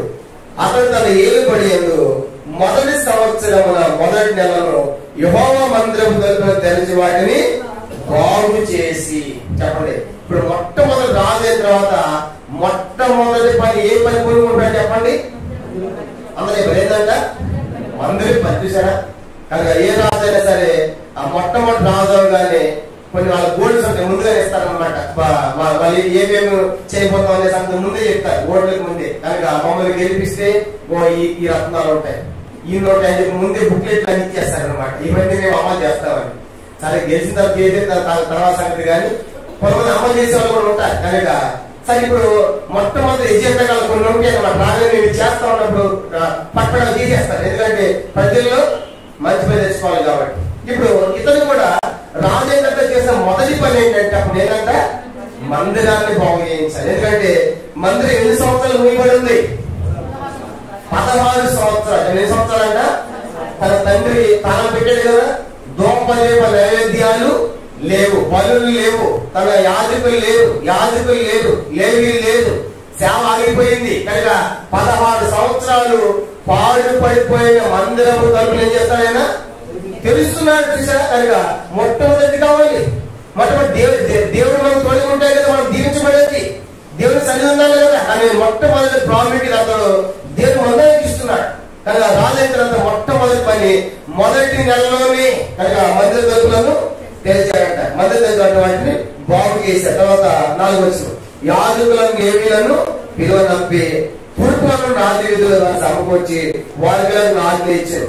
లేవీలను నా మాట ఆలకించాడు. ఇప్పుడు మీరు మిమ్మల్ని మీరు ప్రతిష్ఠించుకొని మీ పితరుల దేవుని యెహోవా మందిరమును ప్రతిష్ఠించి పరిశుద్ధ స్థలముల నుండి నిషిద్ధ వస్తువులన్నింటినీ బయటికి వెళ్ళిపోవడి. మన పితరులు ద్రోహులై అనగా మా తండ్రి మన దేవుడిని యెహోవా దృష్టికి చెడు నడతలు నడిచి ఆయనను విసర్జించి ఆయన నివాసములకు పెడమకం పెట్టుకుని దానిని అలక్ష్యం చేసిరి. మరియు వారి మట్టం యొక్క ద్వారాలను మూసివేసి దీపములను ఆర్పివేసి పరిశుద్ధ స్థలం ఇశ్రాయేలు దేవుడు ధూపం వేయకయు దహన బలులు అర్పింపకయు ఉండిరి. అందుచేత యెహోవా యోధా వారి మీదను యెరూషలేము కాపురస్తుల మీద కోపించి మీరు కన్నులారా చూసినట్లుగా ఆయన వారిని భీతికిని ఆ విశ్వమైన నిందలు నాశనములుగా చేశారు. కాబట్టి మన తండ్రులు కత్తి చేత ఎందుకు వాళ్ళు చెర్లకు వెళ్ళిపోయారు, కట్టుబడి అసలు చెర్లకి. కనుక మందిరాన్ని నిర్లక్ష్యం చేశారు, పెడమకం పెట్టారు, దీపం వేయట్లేదు, ధూపం వేయట్లేదు. కనుక మందిరం మూసివేశారు, ద్రోహులు అయిపోయారు మన పితరులు. అది ఇలాంటి శిక్ష మనకు వచ్చింది. మన పితరులు మన కత్తి చేత సచ్చారు. కారణం ఏంటంటే దేవుడు చెర్లకు వెళ్ళే కారణం ఏంటంటే దేవుని నిర్లక్ష్యం చేశారు. కానీ మనం ఏం చేద్దాము చూడండి 9వ వచనం, కాబట్టి మన తండ్రులు కత్తి చేత పట్టి మన కుమారులు భార్య చెరలోనికి ఏ చెరలో తీసుకెళ్లిపోయారు వాళ్ళని? అశ్విని చెరలోకి వెళ్ళిపోయారు కదా, కానీ చెరలోకి వెళ్ళిపోయారు. ఇప్పుడు మన మీద ఉన్న ఇశ్రాయేలు దేవుడు యెహోవా మహోన్నత చల్లారినట్లు ఆయనతో మనం నిబంధన చేయవాలని నా మనసులో అభిలాష. ఇప్పుడు మన మీద ఏమన్నా దేవునికి మహా ఉగ్రత ఉంది. ఆ తొలగించుకోవాలంటే మనం దేవుడితో సమాధాన పడదాం, దేవుడితో సంధి చేసుకుందాం, దేవుడితో నిబంధన చేసుకుంటాం అని చెప్పేసి వాళ్ళు ఏం చేస్తున్నారంటే దేవునితో సమాధాన పడటానికి వాళ్ళు ఇష్టపడుతున్నారు. అందుకే చూడండి 11వ వచనం, నా కుమారులారా తన పరిచారకులైన ధూపం వేయుటకును తన సన్నిధిని నిలుచుటకును తన పరిచయం చేయటకును యెహోవా మిమ్మును ఏర్పరచుకున్నది మీరు అశ్రద్ధ చేయకూడదు. కానీ ఇప్పుడు మందిరపు రాజైన తర్వాత మరి మొట్టమొదటి నెలలోనే మందిర తలుపులు తెరపించాడు, వాటిని బాగు చేయించాడు, యాజకులు పిలిచాడు. కనుక వారిని పిలిచి యాజకులు ఏంటన్నారు, అయ్యా మేము మీరేం చేయాలి, దేవునికి ప్రతిష్ఠించుకోండి, మందిరం దోపుదేవి నైవేద్యం పెడతాం. మన పిల్లలు దోపులు అయిపోయారు, దేవుని తిరుగుబడ్డారు, మందిరం మూసేశారు, దేవుడు ఆపివేశారు, దోపుదేవి నైవేద్యాలు లేవు. కాబట్టి దేవుని యొక్క మందిరమును ఎడమొక్క పెట్టేశారు. కనుక ఆ పరిశుద్ధ స్థలాన్ని పాడు చేశారు. అందుకే దేవుని యొక్క ఉగ్రత మన మీద దిగింది మన పితరులు. అందుకే చెరలోకి వెళ్ళిపోయారు, కత్తి చేత మగవాళ్ళు చంపేశారు. మన భార్య పిల్లలు ఏమైపోయారు, చెరలోనికి వెళ్ళిపోయారు. కారణం ఏంటంటే మన పితరులు చేసిన పని. ద్రోహులే దేవుని యొక్క మందిరాన్ని మూసివేశారు. కాబట్టి ఇప్పుడు మనం ఏం చేస్తామంటే మనల్ని మనం దేవుడికి ఏం చేస్తాము, నిబంధన చేసుకుందాం, దాన్ని వడంబడి చేసుకుందాం, దేవుడితో సమాధాన పడదాం. మన మీద మహోగ్రత ఉంది, అది తొలగిపోవాలంటే దేవుడిని నిబంధన చేసుకుని ఇప్పుడు మనం కూడా ఏం చేస్తామంటే దేవుడికి ఏం చేద్దాం చెప్పండి. 11వ వచనం, ఆయనకు పరిచారకులుగా ఉండి ధూపం వేద్దాము, ఆయన సొంతం నిలుద్దాము, ఆయన పరిచయం చేద్దాము, దానికోసం ఏర్పడుతుంది వాటికి అశ్రద్ధ చేయకూడదు. కాబట్టి ఇది హిజ్కియా మా జీవితంలో చేసిన మొదటి పనిగా మనం చూస్తాం. మంత్రిని బాగు చేయించాడు, తలుపులు తెరిచాడు, శుభ్రం చేయించాడు, యాజకులు పిలిచాడు, వాళ్ళు నియమించాడు, ప్రతిష్ఠించుకున్నారు, ప్రజలను ఎదుర్కొనేశాడు. ఇప్పుడు దాకా ఈ దేశం దిగంబరైపోయింది. ఇంత అసలు కారణం ఏంటంటే మన పితరులు చేసిన ద్రోహము అని చెప్పేసి అలా మనం చేయకూడదు, ప్రదర్శించుకుందాం. వాళ్ళందరూ ప్రోత్సహించాడు. ఇది మొదటి పార్టీ మనం చూస్తాం. కానీ ఇప్పుడు మందిరపు తలుపులను తెరిచిన హిజ్కియా అతను ఎలా జీవించాలో చూసాము. ఇలా జీవిస్తూ దేవునికి యథార్థ నీతిగా జీవిస్తూ విగ్రహాలు తొలగించి మోసే చేసేటటువంటి ఆ ఇతర సర్పాలను తొలగించి తర్వాత దేవుని విశ్వాసం ఉంచి తర్వాత దేవుని వెంబడించి ఆజ్ఞలు కైకొంటూ వీళ్ళ విజయం పొందుతూ జయం పొందుతూ దేవుడు తోడుగా ఉండి కనుక మొదటి నెలలోనే కనుక మొదటి సంవత్సరంలోనే మందిరాన్ని బాగు చేయించినట్టు మనం చూస్తాం. కాబట్టి ఇది హిజ్కియా జీవితంలో మొదటి పార్ట్. కనుక ఈరోజు మందిరము తలుపులను తెరిచి బాగు చేయించిన హిజ్కియా. కనుక ఎంతవరకు మందిరము ఇప్పుడు శుభ్రం అయిపోయి కనుక అంత యథావిధిగా మళ్ళా యథాస్థాయి తీసుకొస్తున్నాడు, పూర్వవైపు తీసుకొస్తాడు. ఇప్పుడు నెక్స్ట్ ఏం చేస్తాడంటే ఆ మందిరంలో ఇశ్రాయేలు పండుగలు ఉన్నాయి. ఏమైనా ఇశ్రాయేలు పండుగలు. కాబట్టి రెండో పార్ట్ ఏంటంటే వచ్చే వారం ప్రభు చిత్తమైతే పండుగలను ఆచరింపజేసి ప్రజలను దేవుణ్ణి ఆనందపరిచిన హిజ్కియా అని చూస్తాం. రెండో పార్ట్గా ఎవరు పిలిచిన పండుగలకి, ఆ పండుగలు ఎలా జరిగాయి అనేది అద్భుతంగా ఉంటది. అది రెండో పార్ట్ వచ్చే వారం మనం చూస్తాం. మూడో పార్ట్ గనుడై గర్వించి తగ్గించుకొని సరి చేసుకుని హిజ్కియాగా, అది మూడో పార్ట్. నెక్స్ట్ మూడో దాంట్లో మనం చూస్తాం. కానీ ఈరోజు మొదటి పార్ట్ మాత్రమే. మొదటి తన వ్యక్తిగత జీవితము, మొదటి సంవత్సరం మొదటి నెలలో మందిరం విషయం అతను తీసిన శ్రద్ధ ఈరోజు మనం ధ్యానం చేశాం. కానీ ప్రభుత్వం వచ్చే వారము పండుగలను ఆచరింపజేసి దేవుణ్ణి ప్రజలను ఆనందింపేసి రెండో పార్ట్ మనం వచ్చే వారం మనం చూస్తాం. ప్రార్థన మోకరించండి. ఇంతవరకు మనము ఈరోజు ముగిస్తున్నాము.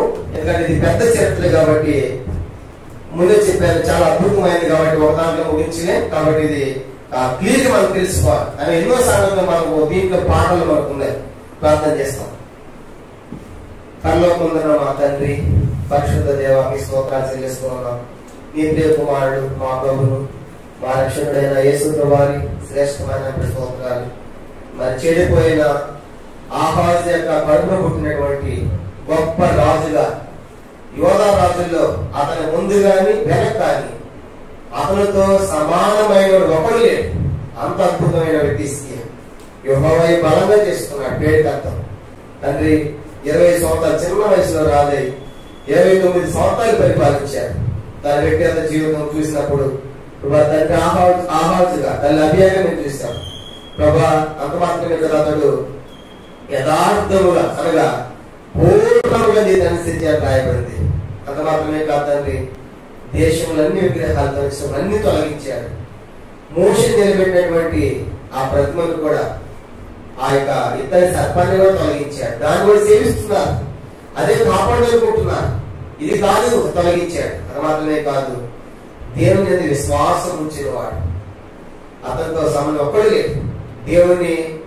దేవునితో హత్తుకొని జీవించిన వాడు, దేవునితో సంబంధం కలిగి దేవుని వెంబడించిన వాడు, వెంబడించడం కాదు వెనక తీయని వాడు. అది మాత్రమే కాదు, ఆయన ఆజ్ఞలన్నీ కైకొన్నాడు. అందుకే ఎక్కడికి పోయిన యెహోవా హిజ్కియాకు తోడుగా ఉన్నాడు. పోయిన చోట్ల విజయం సాధించాడు. అందుకే ఎవరికి భయపడలేదు ఆయన. అశ్షూరు రాజు కూడా పన్ను కట్టకుండా మానివేశాడు. ఫిలిష్తీయులు మిగతా వారందరూ జయించాడు. కారణం తండ్రి తన యథార్థను బట్టి మీరు అంతగా హిజ్కియా విజయం దయచేస్తూ వచ్చారు. మా జీవితంలో కూడా మాకు తోడుగా ఉండాలంటే, మేము విజయం పొందాలంటే హిజ్కియాను మేము జీవించాలి. అది మాత్రమే కాదు తండ్రి, మొట్టమొదటి అతను చేసిన పని మొదటి సంవత్సరం మొదటి నెలలోనే మందిరం తరపున తెరిపించాడు. 16 సంవత్సరాలు మూయబడి పాడైపోయిన మందిరాన్ని బాగు చేస్తున్నాడు. యాజకులను నియమిస్తున్నాడు. ప్రభా అంత మాత్రమే కాదు, వాళ్ళు ప్రతిష్ఠించుకోమంటున్నాడు. పొరపాట్లను ఒప్పింపు చేస్తున్నాడు. ఎందుకంటే జరిగింది చెప్పాడు. ఎందుకంటే అయిపోయిన దేశం దిగంబరిగా కారణం చెప్పాడు. తమ తండ్రికి అత్యాపడాలని చెప్పాడు. అలాగే కాకూడదని, దేవునితో సమాధాన పడడానికి నాకు అభిలాష పుట్టింది. మన ఆయన కుమారులను సేవ చేద్దామని ఎలా ప్రోత్సహిస్తున్నాడు అందరినీ మేము చూస్తూ వచ్చాను. నిజంగా తన అలాంటి హిజ్కియాలు ఈ దినాల్లో అనేకులు లేవనెత్తండి. దేవుని మందిరం అంటే, దేవుని సేవ అంటే ప్రభు ఆసక్తి కలిగిన వారు అనేకులు మేము ప్రేరేపించమని ప్రార్థిస్తూ ఉన్నాం. మా జీవితాల్లో విగ్రహాలు అని తండ్రి, కనుక మేము దేనిని అర్పించలేకపోతున్నాం. కొంతమంది ఇంకా హృదయాలు అర్పించలేదు. ఇంకెప్పుడు కుమారులు ఇస్తారు, కానుకలు ఇస్తారు. తండ్రి మొట్టమొదటి మీరు కోరుతుంది మా కానుకలు కాదు కానీ నా కుమారుని హృదయం నాకు ఇవ్వం. ప్రభా ఇంకెవరైనా సరే ఈ వాక్యం విని హిజ్కియాలాగా లేకపోతే ఈ రాత్రి దర్శించమని ప్రార్థిస్తూ ఉన్నాం. వాక్యాన్ని దీవించండి. వచ్చేవారం రెండో పాటు పండుగలను ఆచరింపజేసి ఆనందింపజేసి హిజ్కియా చూడబోతున్నాం. తండ్రి ఎంత అద్భుతంగా తన వ్యక్తిగత జీవితం, తన పరిపాలన ఎంత అద్భుతంగా ఉంది నేను చూస్తూ వచ్చాను. కాబట్టి వాళ్ళందరూ కూడా గొప్ప పాఠం ఇచ్చినందుకే స్తోత్రాలు. ఈ ప్రజలు దీవించండి. తిరిగి వెళ్తున్న వాళ్ళ వస్త్రాలు క్షేమం తీసుకెళ్ళమని, భవిష్యత్ సాగేసంగా పరచమని, వాళ్ళను చెల్లించుకుని ప్రతి ఒక్కరు కూడా పేరు పేరు వస్తుంది దీవించి మీ ఆశీర్వాదాలు నడిపించమని మన స్తోత్రాలు చెల్లించుకుంటూ యేసు తీసుకోవాలి పరిశుద్ధమైన నామములో ప్రార్థించి వేడుకొనిచున్నాము తండ్రి. ఆమె మన తండ్రి దేవుని ప్రేమ కుమారుడు యేసుక్రీస్తు వారి కృప పరిశుద్ధాత్మ వర్ణన్య సహవాసం చేసి మనకును తన ప్రేమించు వారికి సకల పరిశుద్ధులకును ఈ రాత్రి సకల తీరమాల్సిన ప్రియబిడలకును ఇప్పుడు ఎల్లప్పుడూ సదాకాలము తోడై ఉండును గాక. ఆమేన్.